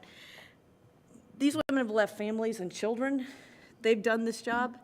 It's easy to say they make a full salary, could choose to buy things. They're often supporting their family at home or saving to bring their family here. So please, next year, find local professionals to find housing. Get them here early, maybe a week together, to get to know each other, to set up their houses, to get established and meet each other. Arrange transportation both to school and to important errands like doctors and church. And give the teachers that are here extra support now. The number of the thing we're hearing is their struggle with classroom management, especially secondary. And the teachers, we often put them in our most challenging schools because that's where we have vacancies. So give them the support now because word will go back to their countries. And whether it's this company or another company, we're competing with the whole world for these teachers. We're not just competing with Hillsborough or Pasco County. We're competing everywhere. So we want Polk to be the place that international teachers want to come. Thank you. So thank you. Thank you, Ms. McCullough. Brooksy Smith. And then on deck will be Carmen Herrero. Good evening. My name is Brooksy Smith, and I'm here to speak to you on the proposal for transforming adult schools. And so you can put in face with that lengthy thing I sent you. But I'm just really here to tell you, I love education. I love teaching, training, everything that goes with the agony and ecstasy of the profession. And so I've taught everything there is to teach. I've been a campus director. There's just so many things that I've done. But I served on the steering committee for the first Florida Department of Education Career Pathways grant incentive. It was implemented in 2011, and I did that at East Area, West Area, and all 31 satellite sites that we had at the time, presenting career education to those students in all those locations all around Polk County for East and West. And I've remained abreast of all those updates, all the requirements that we need for helping our adult students continue into their post-secondary education. And even though I'm not convinced that closing the most central adult education registration and GED testing point in Polk County is the best interest of the adult learners, I know the transition to the technical college is vital, and I understand the importance of the Integrated Education and Training Initiative. My administrator, wonderful Dr. DiConcilio, and our Workforce Ed Senior Director, Mr. Cochran, and we all agree this is the future for the adult schools nationwide, and of course we want to support that endeavor. But many students enter the adult school with grade equivalents of 1 through 8, which is called adult basic education. Only those with a grade equivalent of 9th grade can enter the GED program in reading or math, and they must have at least 1 GED level score in order to enter that integrated education and training program. So I'm just here to advocate for those 9 wonderful full-time teachers that we do have, that none of them would be displaced. These 9 full-time teachers are the heart and soul of the training, the mentoring, the stability for the 22 to 24 part-time teachers that we have, especially those off campus in those one-room schoolhouses that don't have very much security. The full-time teachers assist those part-time teachers to learn the difference in the curriculum from their K-12 role to the adult role. And they don't have the luxury of professional development or planning time. They just work 5 hours or less. So we offer 8 programs, and I would love to keep those programs.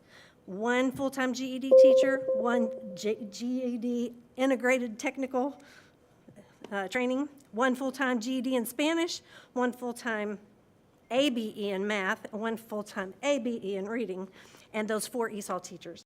We would just love to keep them because you know some people are going to retire. So just see the attrition as it really goes. It's a wonderful thing. There's probably going to be 3 that will retire in the next 2 years. So let the natural attrition occur, and we'll turn this corner on COVID and see where it leads us. So thank you so much for allowing me this time to present. Thank you for the comments that you made back to me about things. So appreciate you. Thank you for considering that. Thank you. Thank you. Carmen Herrero. And then on deck will be Bill Olson.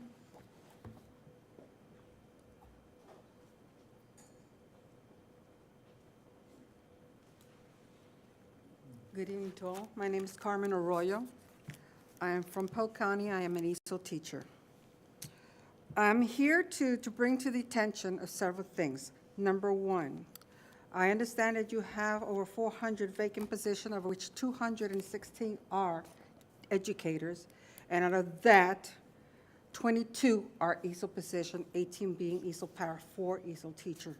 I have applied for 2 out of the 4 ESOL position teachers, and I have not been called, leaving that matter aside.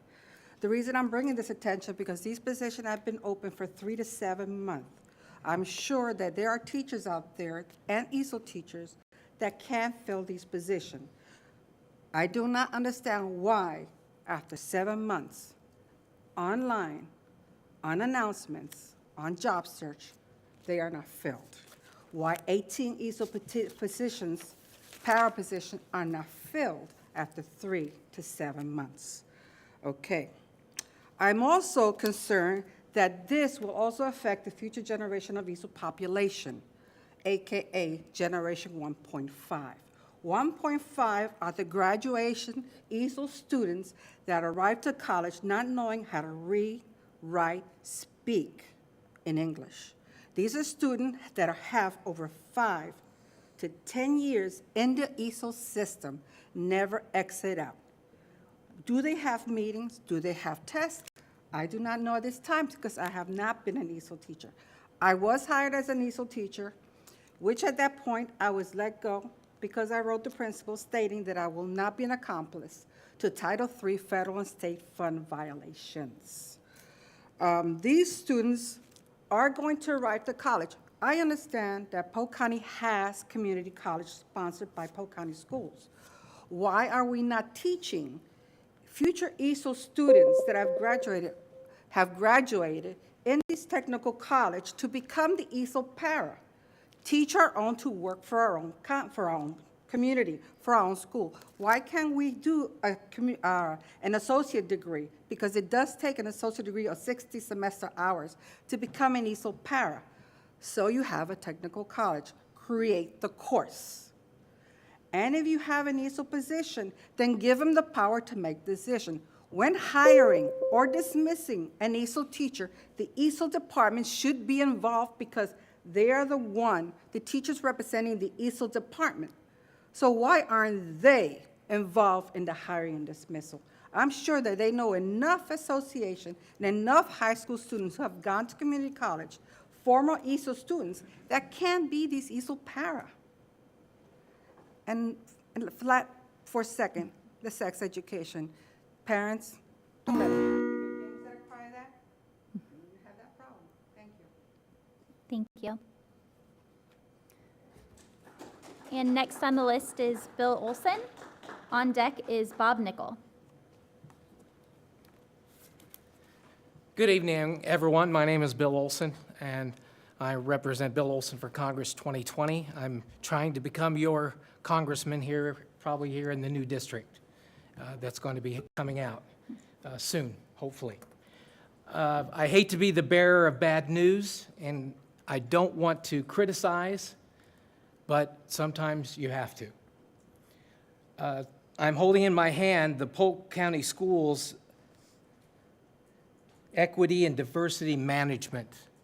Now, you may remember I showed up last 30 days ago, and I let you know, and I read a little bit about what's going on here.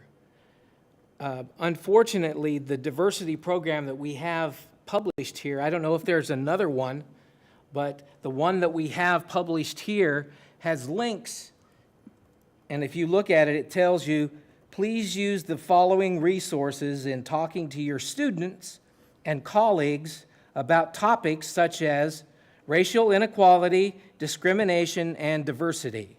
Now, you go to that link, and it's CRT, Understanding Race and Privilege, okay? It's my understanding that CRT is not to be taught. The governor, the legislature, the board, the school board from the state, okay? 30 days ago, I sent out emails to each and every one of you that are members, okay? 3 of you at least sent something back. Mr. Lynn Wilson took the time to call me, and we had a nice conversation, all right? That's what I want to do, is I want us to have a conversation about this. Now,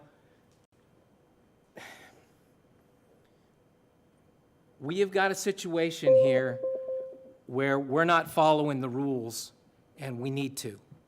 Now, I think it's important we also understand that CRT is not something that we should be teaching in our schools. It is very important that we understand that we are equal. And CRT, that's not what CRT does. CRT does not teach us that we're equal. It separates our children from each other. So the last thing I wanted to say is to the gentleman. Your last name, sir, was? Corbett. Sergeant Corbett. I'm a fellow sergeant, retired United States Army, airborne paratrooper just like you, sir. And I want to thank you, sir, for what you've done for this school district. These people up here are patriots, and so are you, sir. Thank you, Mr. Olson. Bob Nickel. And then on deck is Danny Kruger. Good evening, Bob Nickel, Winter Haven, Florida, ESE inclusion teacher, Haines City, Florida, Boone Middle School. Good evening. I'm speaking tonight on behalf of my good friend Anita Carson. Chairman Wyatt and members of the board, I've asked Mr. Nickel to read my comments tonight as I was told to stay home by the staff at the PCSB Health Clinic due to COVID exposure and symptomatic presentation. This is my current reality, and Omicron has created this as a reality for so many teachers, staff, and students and community members. Many of our schools were short-staffed or running lean before COVID, and with the new resurgence, we are drowning in shortages and losing valuable instructional time again. Our schools now regularly run with significant staff vacancies and absences due to illness.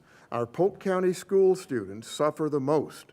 Children are being split up to be watched by teachers other than their instructor and are not receiving their regular instruction. Students are being placed in second and third periods of PE and missing vital classes because there are no substitutes or available staff to cover classes. On-campus support staff, such as deans, academic coaches, guidance counselors, testing coordinators, and media specialists, are being pulled from their regular duties to fill classes multiple times a week. That leaves all the important tasks these roles do either undone or often covered by staff on their own time, unpaid. Specialized staff such as ESOL paras, ESE paras, and ESE inclusion teachers are being pulled to cover classes numerous times. Ask Mr. Nickel how many days he has been able to provide ESE inclusion assistance to his caseload this year. 6. It is leaving our students who have the hardest time gaining in our schools even further behind without their needed supports. We are drowning each day. The people left behind on our campuses are further and further burdened, as caring and skilled, I implore you as a board to stand up for us, your employees, in the eyes of the public. Specifically, we need you to amplify our voices to those in power. Our state legislatures have filed over 100 bills that are set to impact education. Our governor and education commissioner are wanting to implement new and harsher policies that further complicate our daily tasks and treat us less and less like the certified professionals we are. Please ask the state for one more year of reprieve from state testing to give us our instructional time back so we can continue to work to grow our students instead of measuring them. Finally, please ask the state to stop trying to micromanage our county and allow our school board, with the input from our community, to figure out what works best for us here in Polk. Use the DOS you have been entrusted with by this community. Thank you for your time, Anita Carson. Thank you. Danny Kruger. And then on deck will be Justin Sharpless.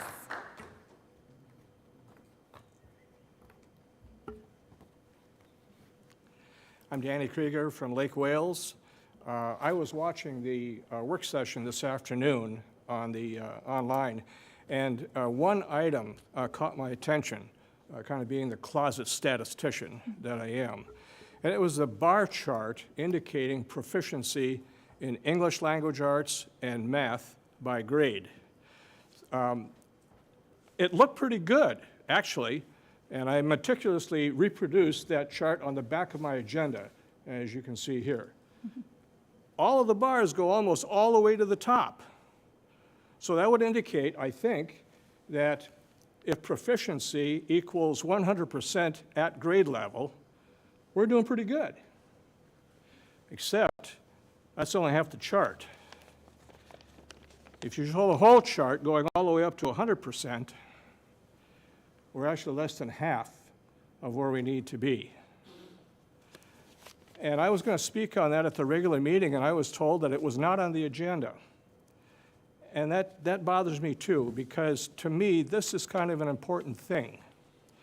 And what I would like to see is a regular report from the superintendent, the board, whoever, on number one, what are the goals?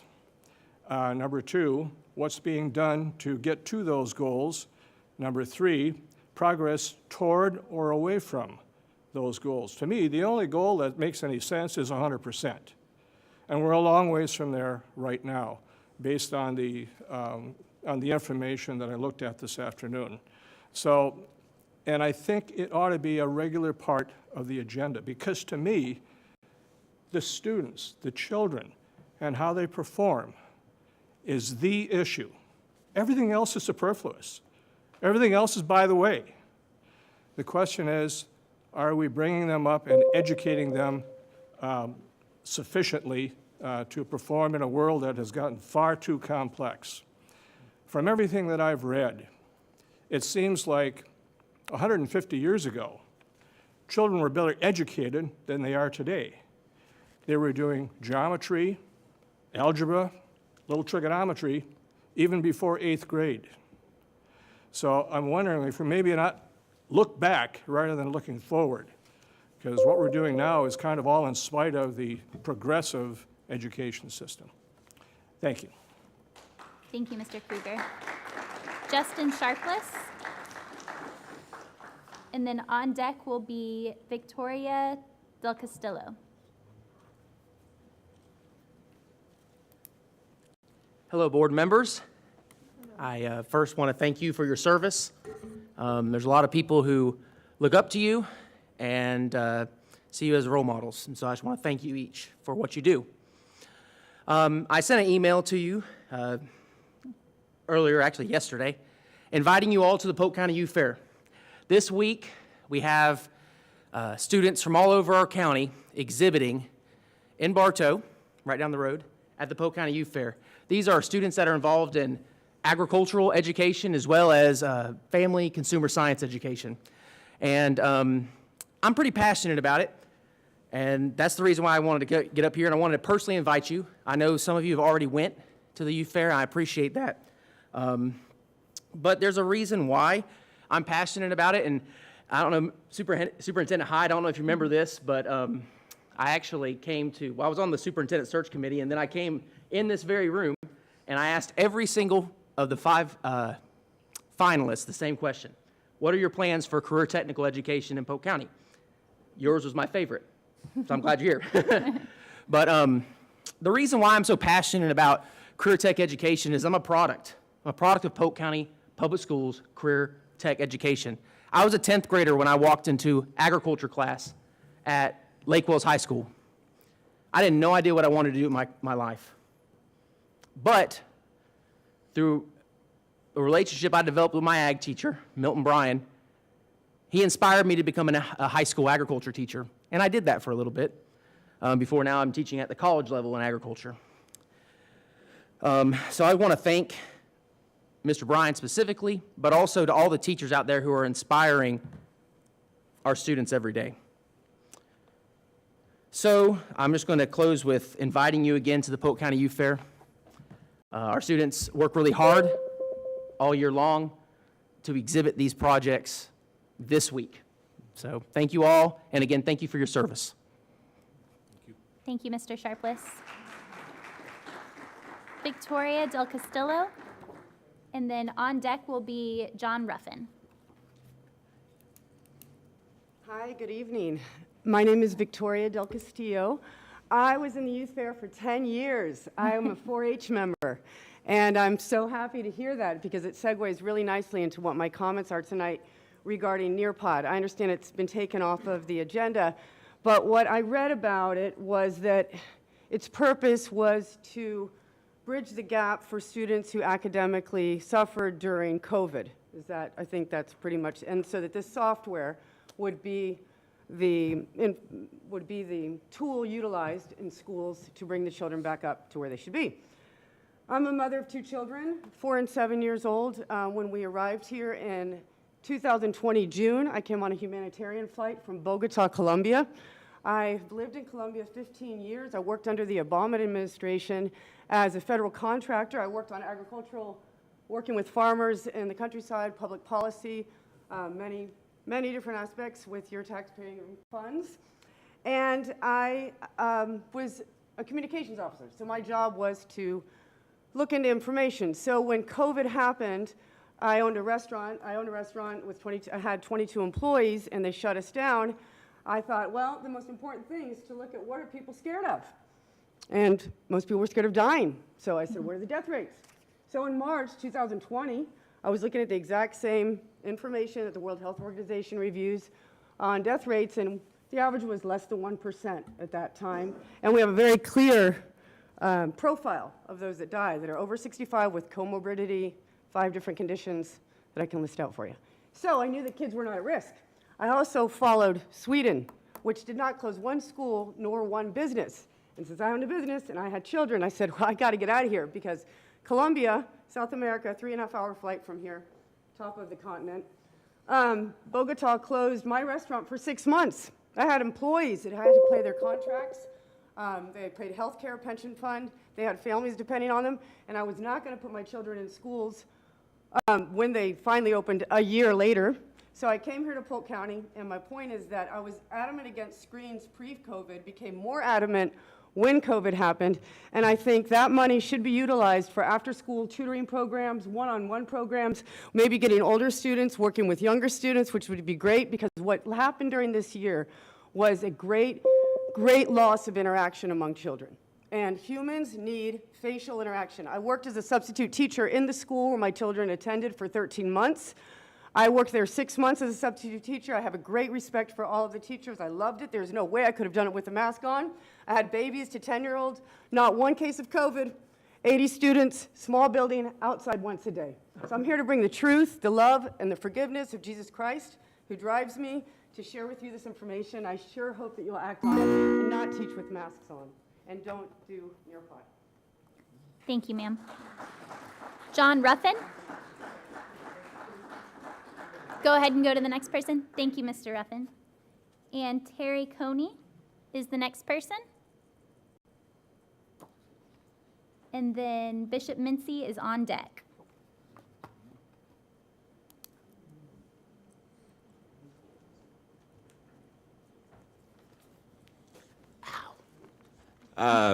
Good evening, Madam Chair, school board staff, and audience. My goal today is to see if I can get through all of this before I get a buzzer going. So I'm Terry Coney, 422 El Salvador Drive, Lakeland, Florida. I'm president of NAACP Lakeland branch. I'm on the Polk County Public Schools ABC board. I'm a SAC member for Rochelle School of Arts. I'm a member of Washington Park Rochelle Alumni Association. So I'm really involved in the community. I have a whole lot of stuff scribbled on this paper, but I didn't know Mr. Corbett was going to be honored today, so I'd definitely like to honor Mr. Colbert and thank him for his service. Because of what he did, I was able to stand on his shoulders as one of those giants. I'm a 22-year Air Force veteran. And on Veterans Day, we honored Mr. Corbett, Mr. Herman Jenkins, who was a World War II veteran, and posthumously, Mr. Lemuel Gathers out of Winter Haven. There was a monument at Veterans Park in Lakeland that honored World War II veterans from Polk County. And that's good history. That's fact. That's not a theory. So to follow up on that, there's been a lot talked about critical race theory, and the gentleman just up here a little while ago talked about critical race theory.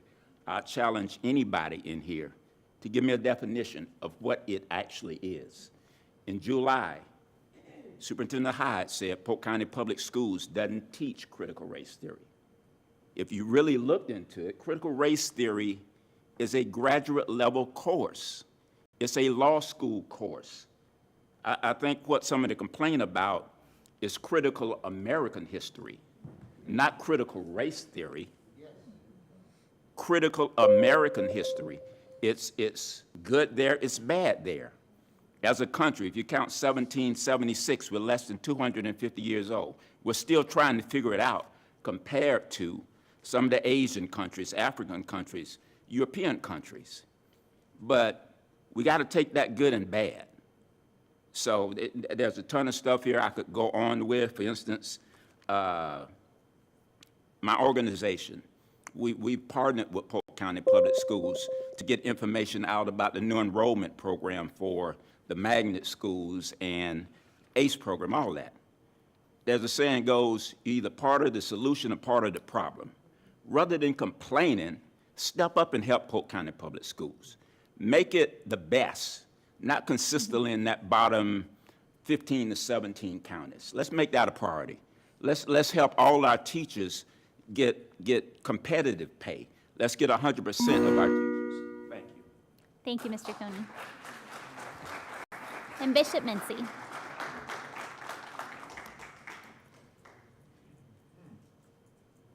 wasn't going to say that tonight, but I thought I'd better say something.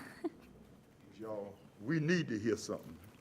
We're in a critical hour. I don't say your board members don't think. I think you think. But I think, as a whole, our whole community need to think where we really are. I've said to you all so many times, and I don't think you may not pay me mind, but this that we're in and what we deal with on a day-to-day basis is more serious than what a lot of people look at. Everybody think they got the answer. Everybody in this room think they got the answer. And you know everybody don't have the answer. We fighting. Mr. Coney just talked about that CRT thing. That's a demon. That's a demon. And y'all know it's a demon. What you need to do is acknowledge where we went wrong. That's all people. That's why it's so hard for us to say, I went wrong. That's what I can understand. I can understand about us as people. We don't want to acknowledge where we went wrong. We went wrong, so if you go back and straighten out where you went wrong, then you can definitely go forward. But until America, this country that we call the greatest nation on earth, until we come back to the place that we went from. And it was religious people that declared what they done. So if they could come back, that all that stuff that being here, y'all know it's swept under the rug, and we try to say it ain't this and way that.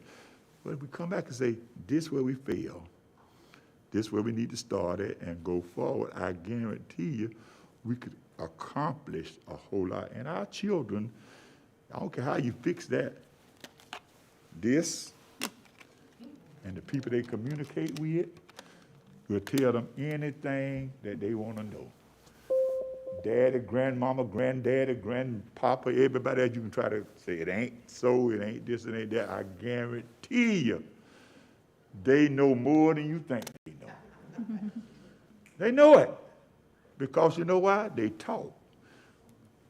Old folk don't want to talk. You know what they do? They want to be stiff and tight and think they got the answer and don't have the answer. And what they do, they pull apart. And that's why we're in the situation we're in today. We are so pulled apart. We're so pulled apart. But we're the greatest nation on earth. That's what we say, right? But all we need to do is just go back to where we left, where we messed up, get it straight, and I guarantee you, we can go on down this road and be a successful people. God bless you. Thank you, Bishop Mincy. And with no further business to come before the board, we are adjourned.